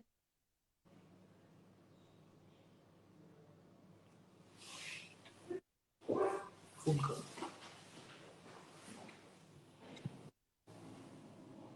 सर मैंने इनवाइट कर दिया है सर को अगेन। ओके। हाँ हाँ, मे बी दोबारा से आएंगे। Yes sir, I am waiting. Sir yes please. आज की व्यूअरशिप देख के भी हमें आप मेरे साथ यहाँ पे पहले भी आ चुके हैं, और आज आप दोनों यहाँ पे साथ में हैं, और आज इस तरीके से people are like so into this session and they don't want to leave, because आपको भी दिख रहा होगा कि हाँ व्यूअरशिप हाँ, अभी तक। मैं देख रहा हूँ बिल्कुल। और बहुत अच्छा लग रहा है। मैं जब तक आप आते हैं तब तक मैं बताना चाहूँगा, कुछ बच्चे, कुछ एस्पिरेंट्स जो हैं उनके एग्ज़ाम्स हैं, तो उन्होंने उनकी तैयारी जो की है, just believe in your self. आप लोगों ने बहुत मेहनत की है। मैं आप लोगों को बेस्ट विशेस देना चाहता हूँ। Do your best, trust yourself and be determined कि मुझे ये करना है। तो मैं जो भी एग्जाम्स आप लिखने जा रहे हैं, किसी भी तरह के हो, उसके लिए बहुत सारी शुभकामनाएं देना चाहता हूँ। और अच्छे से आप क्वेश्चंस को समझें, क्वेश्चन पेपर को अच्छे से समझें, और उसके बाद में उसका आंसर लिखें। और कुछ मैं देख रहा था नीचे कमेंट्स में, कुछ बच्चे जो हैं गांव से हैं। और एक चीज मैं आपको बोलना चाहूंगा, आप बेशक गांव से हो, आप किसी चीज में कम नहीं है। आपको सिर्फ अपने अंदर झांकने की जरूरत है, अपना कॉन्फिडेंस लेवल बढ़ाने की जरूरत है। अगर आप उसमें, आपको खुद पे कॉन्फिडेंस है और सच्चे दिल से आप मेहनत कर रहे हैं, आप कहीं से भी हो। आजकल तो मैं ये देख रहा हूँ, जो गांव से हैं या 3 टियर सिटीज से हैं, वो काफी अच्छा परफॉर्म कर रहे हैं कॉम्पिटिटिव एग्जाम्स में। तो आप किसी भी चीज में कम नहीं है। आप बेशक गांव से हो, पर you will do very good. Have faith in your self. वो एक चीज मैंने इसमें देखी थी। दूसरा मैंने जो आप कुछ लोग बोल रहे थे, please speak in English. See, we try to speak in English, Hindi, it is English, and we try our best to reach to you, to the maximum people, so that you sorry. are able to understand what we are saying. Yeah, Navneet sir is back. So Navneet sir, मैं एक चीज बता रहा था, बच्चों को कुछ exams दे रहे हैं। Please Again, I continue think करिए। the yeah, या या नवनीत, एक कुछ बच्चे बोल रहे थे कुछ एग्जाम्स के लिए जा रहे हैं, तो वो बोल रहे थे कि हमको बेस्ट विशेस दें, तो मैं उनको विशेस दे रहा था। दूसरा, प्लीज। कुछ लोग गांव से थे, वो बोल रहे थे कि हम कर सकते हैं कि नहीं। मैं उनको ये बता रहा था कि आपके सामने इतना अच्छा एग्जाम्पल है, और गांव से हो या 3rd टियर सिटीज से हो, आजकल मुझे लगता है कि वहाँ के बच्चों में एक अलग पोटेंशियल है, अलग कॉन्फिडेंस लेवल है। वो किसी भी चीज में कम नहीं है। अगर थोड़ा सा आपको कम वो है, तो वो आपका कॉन्फिडेंस, आप अपने जितना मेहनत करेंगे, आपका उतना ही कॉन्फिडेंस लेवल बढ़ेगा। आप कुछ बोलना चाहेंगे उन बच्चों को, Navneet sir? In fact Ravindra sir, मैं कह रहा था कि मुझे लगता है कि जो गांव के और 3 टियर के जो बच्चे हैं, उनके अंदर जो रगडनेस, जो विल पावर होती है, वो थोड़ी सी ज्यादा होती है, क्योंकि वो बड़े थपेड़े खाकर आगे बढ़ते हैं। और जो जो पेड़ बहुत सारे पत्थरों को हटाकर आगे खड़ा होता है ना जनाब, उसको फिर कोई गिरा नहीं पाता है। उसकी जड़ें बड़ी मजबूत होती हैं, बहुत बिल्कुल थपेड़े सर। खाकर आगे बढ़ते हैं। तो एक बात, जो गांव के और जो रिमोट एरियाज के बच्चे हैं, वो एक बात बहुत अच्छे से समझ रहे हैं कि ये जो सिविल सर्विस एग्जामिनेशन है, ये आईक्यू का एग्जामिनेशन नहीं है। इसमें आईक्यू 160 वाले भी नहीं इसको पास कर पाएंगे। ये एग्जामिनेशन जुनून का है। ये एग्जामिनेशन आपके डिटर्मिनेशन का है, आपकी विल पावर का है।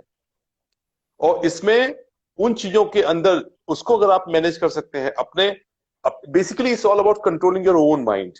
जैसे कि रविंद्र सर बताते हैं कि मेडिटेशन बहुत करते थे, ये पहले भी बहुत करते थे, और मेडिटेशन करने से इनका माइंड फोकस रहता था।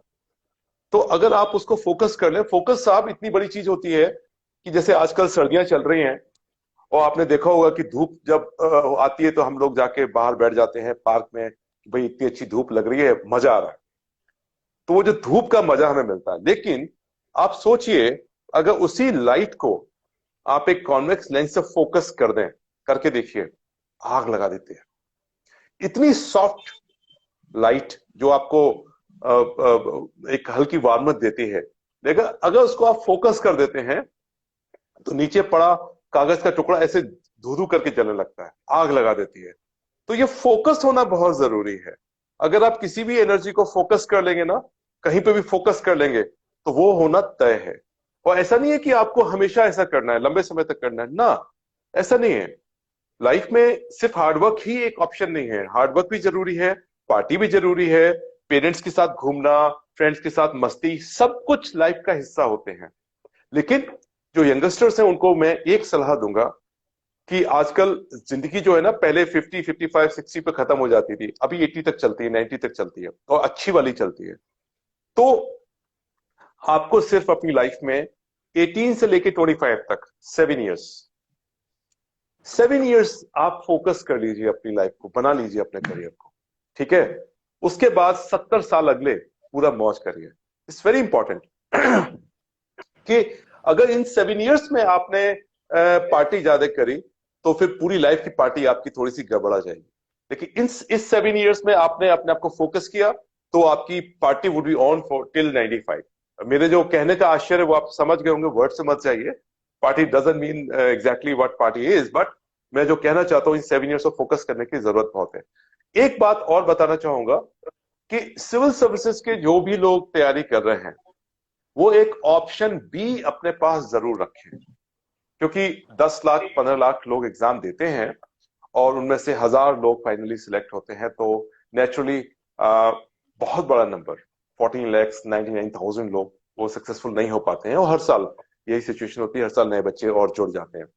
तो एक प्रैक्टिकल अप्रोच ये होनी चाहिए that we should keep option B, और ऑप्शन बी का रिमोट होना चाहिए। मतलब ठीक है, पहले हम इधर अपना 100% देंगे, 200% देंगे, 1000% देंगे।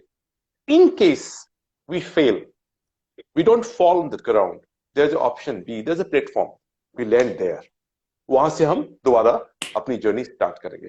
तो मेरी छोटी सी एडवाइस होगी कि ऑप्शन बी जरूर रखें, फोकस से करें, और फोकस इतना अच्छा करें कि उस वक्त ये मत सोचिए कि वो क्या पढ़ रहा है। कई बार ये भी होता है कि आपका जो फ्रेंड होता है ना, कई मैंने देखा वो कुछ पढ़ के आएंगे और कुछ 4 बातें बता देंगे, मैंने ये, आप डिप्रेस हो जाओगे, इसको कितनी नॉलेज है। आप यकीन करिए ऐसे डिप्रेशन में बिल्कुल मत आइए, ये ट्रैप होते हैं, आपको डिस्ट्रैक्ट करने के ट्रैप होते हैं। पता चला कि आप यूजलेस चीज पढ़ना शुरू कर दोगे उसके चक्कर में। नो, अपना फोकस बना के रखिए और इस तरीके के ट्रैप से बचिए। और अब रविंद्र सर, मैं, हम लोग अवेलेबल हैं, इंस्टा पे भी हैं, फेसबुक पर भी हैं, और आप यूपीएससी से या एग्जाम से रिलेटेड कोई चीज पूछते हैं तो उसमें हमें जरूर लिखें, और I would love to reply, Ravindra sir would love to reply, क्योंकि हमारी हेल्प से अगर आपने कुछ कर लिया तो आप यकीन करिए आपकी तो लाइफ बन जाएगी, लेकिन हमको बहुत खुशी होगी, हमको ये कहने को मौका मिलेगा, देखो हमने भी थोड़ा सा इसमें अपना एफर्ट मारा। रविंद्र सर। बहुत अच्छी बात कही नवनीत सर आपने। In fact we are there with you whenever you feel like, if you are stuck somewhere, if you feel कि मुझे कुछ समझ में नहीं आ रहा, मैं क्या करूं, मैं फंस गया हूं, मैं आगे बढ़ ही नहीं पा रहा, तो आप उस समय भी बात कर सकते हैं। और हम लोग आपके साथ हैं बिल्कुल। और ये बहुत अच्छी चीज है कि इस माध्यम से हम लोग आपसे बात कर रहे हैं। बिल्कुल सही एक चीज बोली थी नवनीत सर ने कि हमारे समय में इतने लोगों से हम इंटरेक्ट ही नहीं कर सकते थे।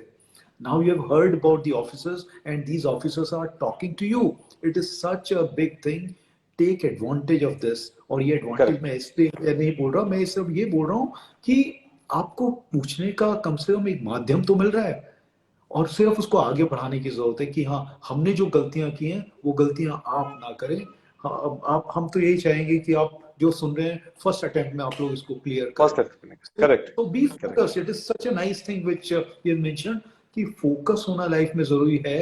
अगर आपका फोकस ही नहीं है तो मुझे लगता है आप भटकते रहेंगे, कभी ये कर लूं मैं, कभी वो कर लूं, वैसा नहीं हो। अब ये चीज करनी है तो बी फोकस्ड और वही चीज के पीछे पड़े रहिए। दुनिया तो कुछ ना कुछ बोलती रहेगी, लोग बोलेंगे। आपकी तरक्की से कई बार आपके रिश्तेदारों को भी प्रॉब्लम होती है, आपके दोस्तों। थ्री इडियट्स का वो जो है, जब वो आप टॉप कर लेता है ना दोस्त, तो बहुत बुरा लगता है। फेल हो जाता है, नंबर कमाते तो चलता है, वो टॉप करते हैं ना, अपने दोस्तों को भी प्रॉब्लम होती है। तो ये चीजें होंगी।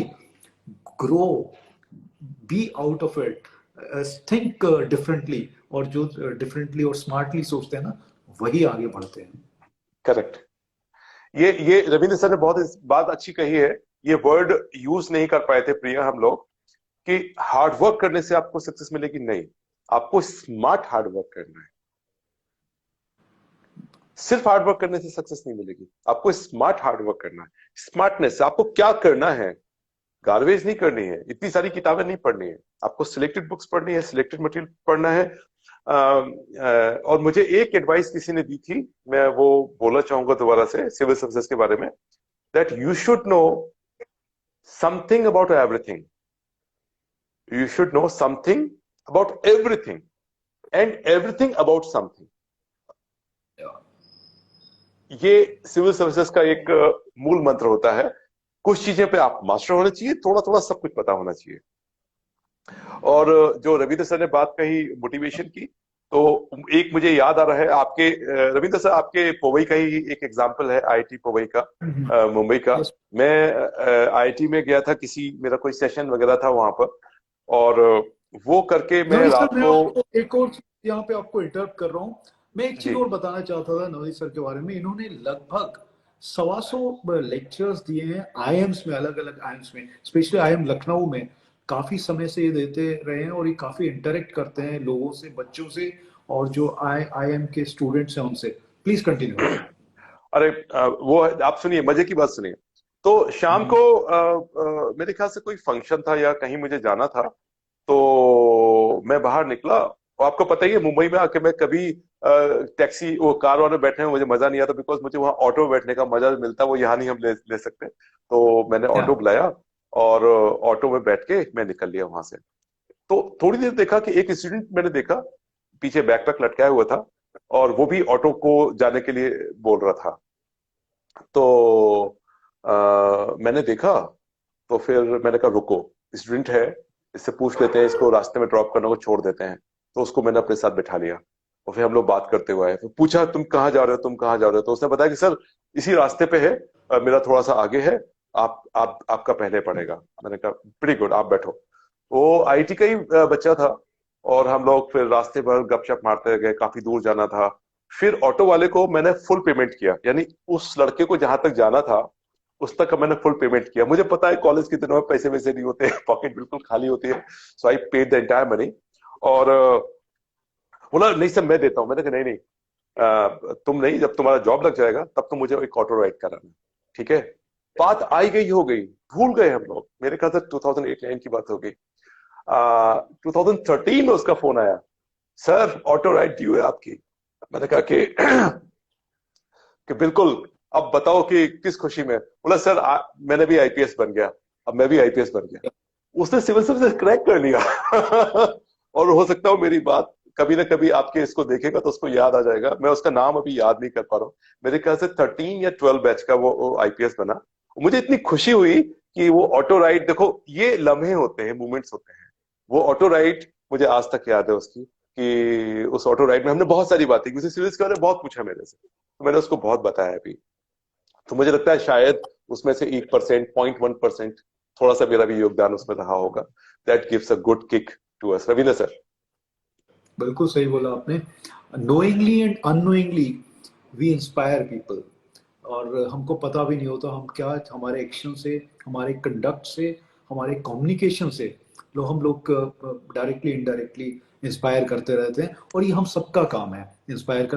किसी से बोल लेने से हम कुछ कम नहीं हो जाते, अपनी कुछ कम नहीं नॉलेज हो शेयर जाता। करने से हमारी नॉलेज कम नहीं हो जाती। कई बार मैं बोलता हूँ कि अगर ऐसा है तो आप ग्रुप स्टडी कर सकते हैं, अगर आप अफोर्ड नहीं कर सकते या फिर आपको लगता है कि कोचिंग इंस्टीट्यूट दूर है तो आप ग्रुप स्टडी कर सकते हैं। तो ये सब चीजें आप ग्रुप स्टडी करते हैं, ऐसा नहीं होना चाहिए कि आप अपने पॉइंट जो आपने पढ़े हैं वो बता नहीं रहे, वो आप बड़ी संकोचित मानसिकता है वो। So you must discuss, you must elaborate, you must share your knowledge. हो सकता है वो गलत हो तो बाकी जो लोग सुन रहे हैं वो आपको बताएं। जैसे हम 4 लोग हैं तो हमको एक ही सब्जेक्ट के 4 व्यू पॉइंट्स मिलते हैं।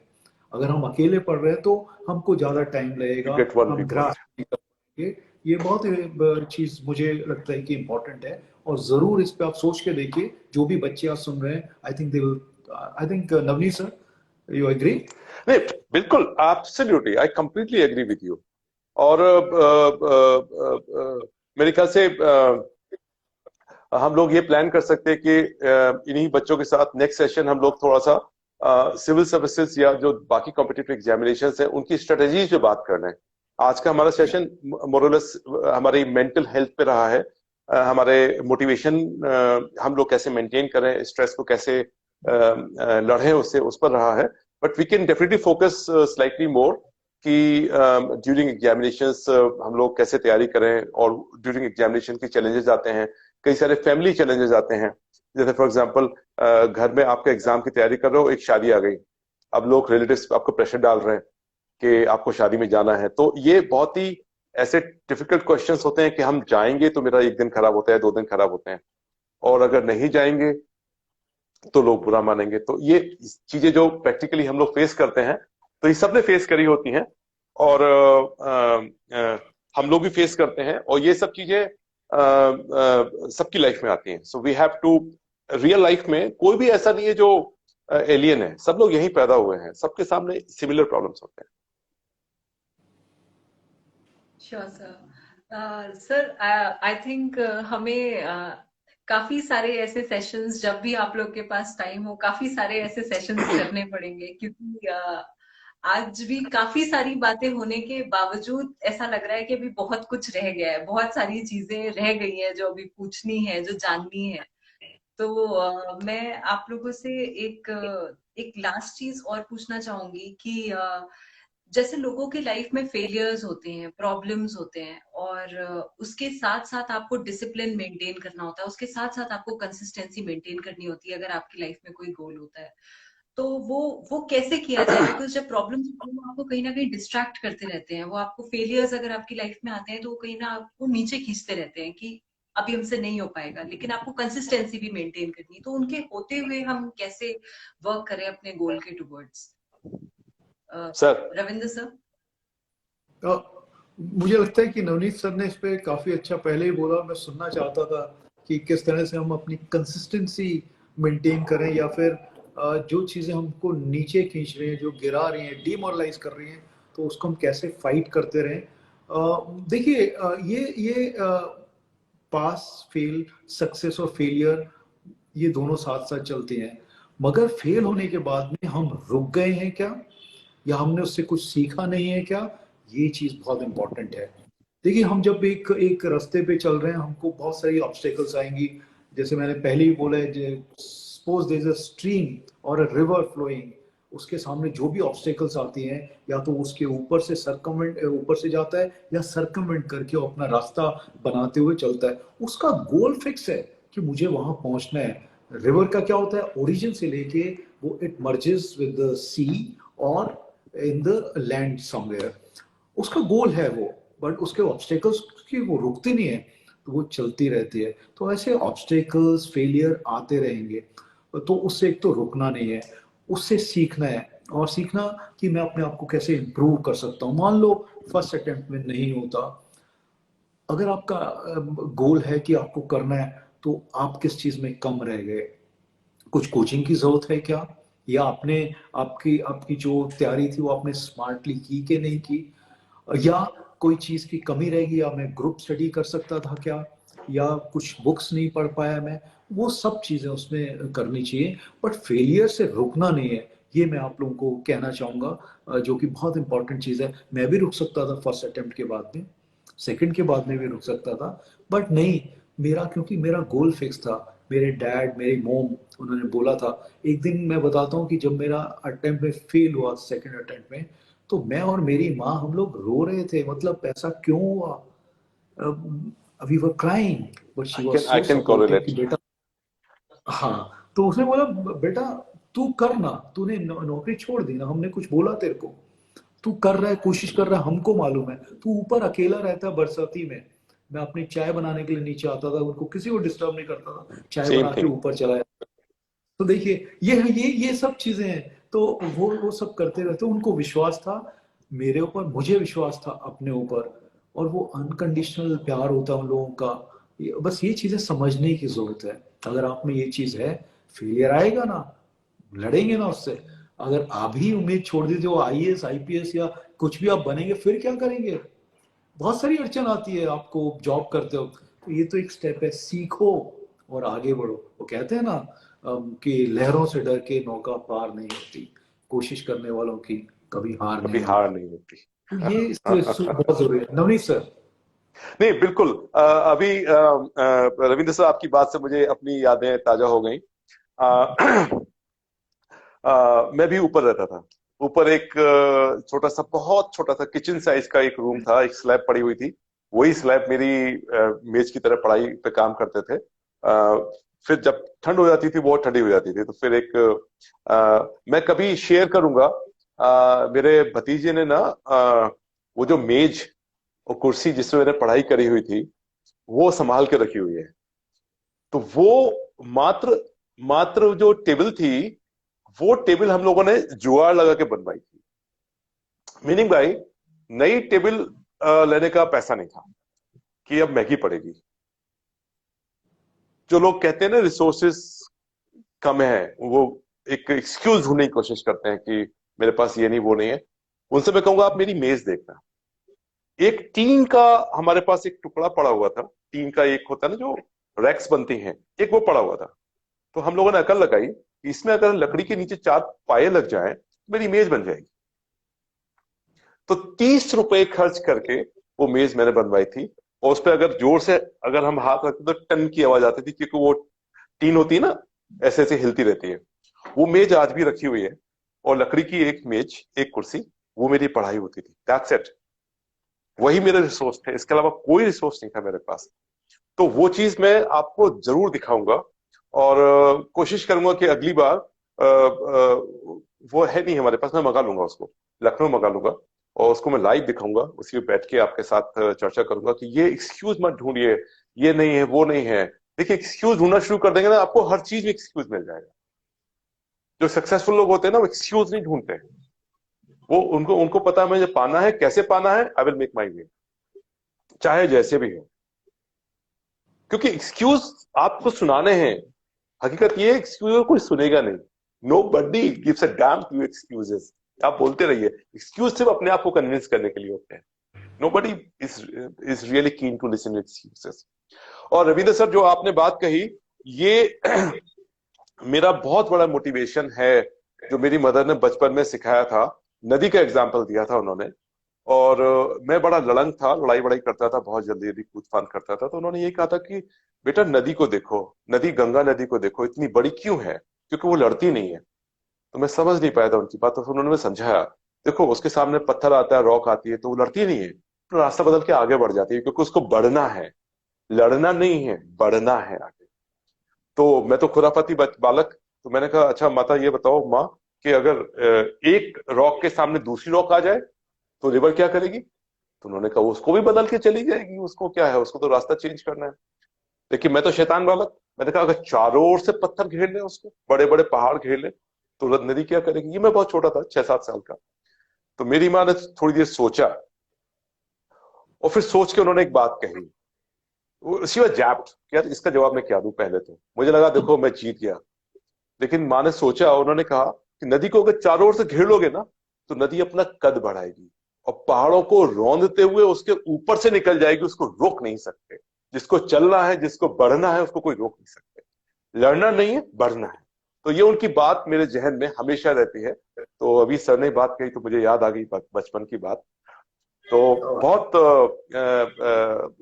बहुत सारी चीजें, बहुत सारी मीठी मीठी स्ट्रगल्स और एक चीज जो आपने बताया, मैं भी ऊपर से नीचे आता था चाय बनाने के लिए, और 5 मिनट में 3 मिनट में चाय बन जाती थी, 2 मिनट में पी लेते थे, वापस चला जाता था। 5 मिनट का गैप होता था 1 घंटे में। तो वही मेरा मतलब चेंज होता था। ये तो भी कॉमन सी स्ट्रेटेजी। स्टोरी है, हाँ, ये भी एक कॉमन सी स्ट्रेटेजी है। स्टोरी, क्योंकि उस वो ब्रेक मिल जाता था 5 मिनट का, माइंड फ्रेश हो जाता था उसमें। यस यस यस, बिल्कुल सही बोला। तो सर आज काफी सारी बातें हुई और काफी कुछ हम लोग को सीखने को मिला। और जैसा कि मैं रविंदर सर से पहले भी कह रही थी कि आज जितना व्यूअरशिप था हमारा, क्योंकि आप दोनों साथ में हैं और इतनी सारी कहानियां, इतने सारे किस्से, इतनी सारी मोटिवेशन, तो आई थिंक हमें बहुत सारे ऐसे सेशंस करने पड़ेंगे सब कुछ एक जगह पे लाने के लिए, सब कुछ सीखने के लिए जो भी आपके पास है बताने के लिए। तो आज मैं आप लोगों से गुड नाइट कहना चाहूंगी, सेशन को हम एंड करना चाहेंगे यहीं पे। जी और बिल्कुल। आई रियली होप कि आगे भी आप हमारे साथ ऐसे आते रहेंगे। और यहाँ पे इन लोगों को, जो भी लोग हैं यहाँ पे, मतलब एवरीबडी इज लाइक कि क्या इम्प्रेशन है sir, thank you so much sir, thank you so much for coming here, and that's what I want to say, thank you so much for being here with me. Navneet, your closing remarks, please, to all the yes हाँ, viewers. The first thing कि sir आपने मुझे याद किया और इस like समझा कि आपके साथ मैं एक शेयर, आपके डाइस को शेयर करूं, एक मंच को शेयर करूं। सो sitting along with the Iron Man is a proud thing for me. Honestly, I know that I can't do Iron Man, but मैं आयरन मैन तो नहीं, लेकिन ब्रासमैन बनने की कोशिश जरूर करूंगा। I am inspired with you now. Not, if not 4 kilometers, I would like to run to, I would like to swim for 2 kilometers. If not 180 kilometers bicycle, I would like to do it 90 kilometers, but something जरूर करूंगा। और जितने aspirants हैं उनको मैं यही कहूंगा कि बहुत ही स्ट्रेटेजिक प्लानिंग की जरूरत होती है। आपको अपने, ये कंपटीशन आपका अपने आप से है, आपको अपने आप को इम्प्रूव करना है। और कई बार हम बहुत सारी चीजों को सीख कर, दूसरों को देखकर अपनी गलतियां ठीक करते हैं। कई बार हम इंट्रोस्पेक्ट करते हैं और फिर अपनी गलतियों को ठीक करते हैं। तो ठीक करते जाना है, इंप्रूव करते जाना है।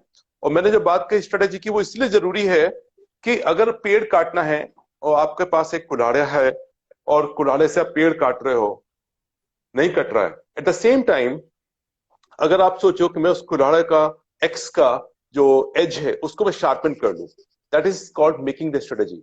मैं उसको शार्प कर लूं और मैं उसको ऐसे कट मारूं कि वो जल्दी से कट जाए। एक तो रॉ ताकत से काट सकते हैं, एक स्ट्रेटेजी से काट सकते हैं। Civil services is all about a mix of both. आपको हार्डवर्क भी लगाना है, स्मार्टली स्ट्रेटेजी बनानी है और बहुत सारी चीजें डालनी है। इतना बड़ा विशाल कोर्स है, something of everything and everything of something. तो बहुत कुछ होता है, ऐसा नहीं है कि एक सेशन में सारी बातें आपको पता लग जाए। लेकिन आई होप कि यूपीएससी गाइड के साथ साथ हम लोग we will have multiple sessions, और अगली बार से कोशिश करेंगे कि हम लोग स्पेसिफिक टॉपिक पर रहें। आज तो एक पहला था तो इंट्रोडक्टरी था, तो जेनरिक हमारी बात रही। आज हमने सभी ऑडियंस, सभी एस्पिरेंट के साथ एक कनेक्ट बनाया। नेक्स्ट के बाद हम लोग थोड़ा स्पेसिफिक होकर एक ही टॉपिक पर बात करेंगे, और उसमें रविंद्र सर हम लोग थोड़ा प्रिपेयर भी करेंगे उस चीज को, पहले से प्रिपेयर होमवर्क करके आएंगे ताकि हमारा होमवर्क आपके किसी काम आ सके। And thank you Priya, thank you sir, iron man, I love you. Thank you so much. और बहुत कुछ सीखने को मिला, क्योंकि कुछ एक ऐसी चीजें हैं जो काफी सालों के बाद में नवनीत सर के साथ में आज जो शेयर किया, जो सीखा, I am really motivated. Because जिंदगी में जो आदमी ये समझे कि मुझे ही सब कुछ आता है या मैं ही सब कुछ हूँ, उससे ज्यादा बेवकूफ कोई हो नहीं सकता। बेवकूफ कोई नहीं हो सकता। हाँ, तो आज जो है हमने जो है कितनी नई चीजें सीखी, किस तरह से आप स्टेप बाय स्टेप स्ट्रगल करते करते आप किस तरह से आगे बढ़े। तो ये एक बहुत बड़ा अच्छी जर्नी नवनीत सर ने बताई, सुनाई। इससे बहुत सारी चीजें सीखने की जरूरत है। जो भी एस्पायरेंट्स आज सुन रहे हैं, आप सभी को ढेर सारी शुभकामनाएं। Please have faith in yourself, और आपके अंदर अपने ऊपर विश्वास है, फेथ है, तो आप किसी भी चैलेंज को एक्सेप्ट करके उसके ऊपर उसको जीत सकते हो आप। तो ये जो जीत है अपने ऊपर रखने की, विश्वास रखने की बहुत ही जरूरत है। आप बिल्कुल, कुछ लोग तो कुछ ना कुछ कहते ही रहेंगे, वो लोग कहेंगे कुछ हैं, आप, हाँ, उनका काम है कहना, उनका काम है कहना। तो आप उनको अगर इंपॉर्टेंस देंगे, उस पर अगर टाइम वेस्ट करेंगे, तो आपसे ज्यादा बेवकूफ कोई हो नहीं सकता। तो आप उन चीजों को क्या इग्नोर करना है ये भी बहुत इंपॉर्टेंट चीज है, क्या पढ़ना है वो बहुत इंपॉर्टेंट चीज है। तो जैसे जैसे आप स्टेप बाय स्टेप जितना ज्यादा इन्वॉल्व होंगे तो आपके रास्ते, आपकी विजन उतनी ही क्लियर होती रहेगी। प्लीज आप इस चीज को समझने की कोशिश करें। बहुत सारी शुभकामनाएं।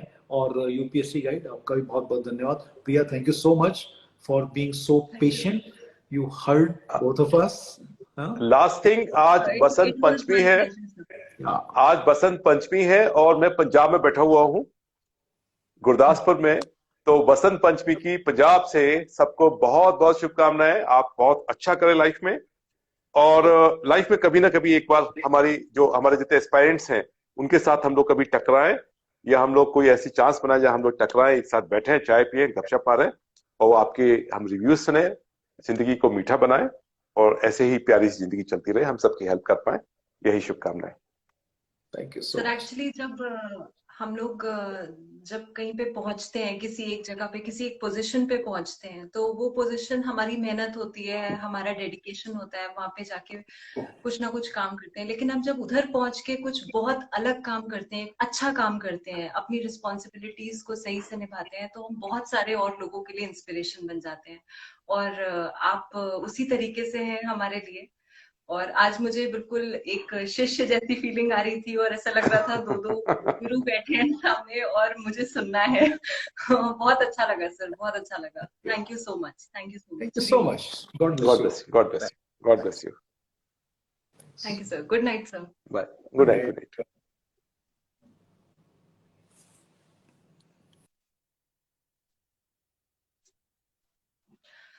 Okay friends, bye. I hope हम ऐसे सेशंस और भी करते रहेंगे, क्योंकि आज तो सारी बातें नहीं हो पाई हैं, लेकिन काफी सारी बातें आज रह गई हैं। और आई थिंक ऐसे बहुत सारे सेशंस हमें करने पड़ेंगे, सारी मोटिवेशन, सारी इंस्पिरेशन को अपने अंदर लेने के लिए। All the best for everything. Thank you. Good night.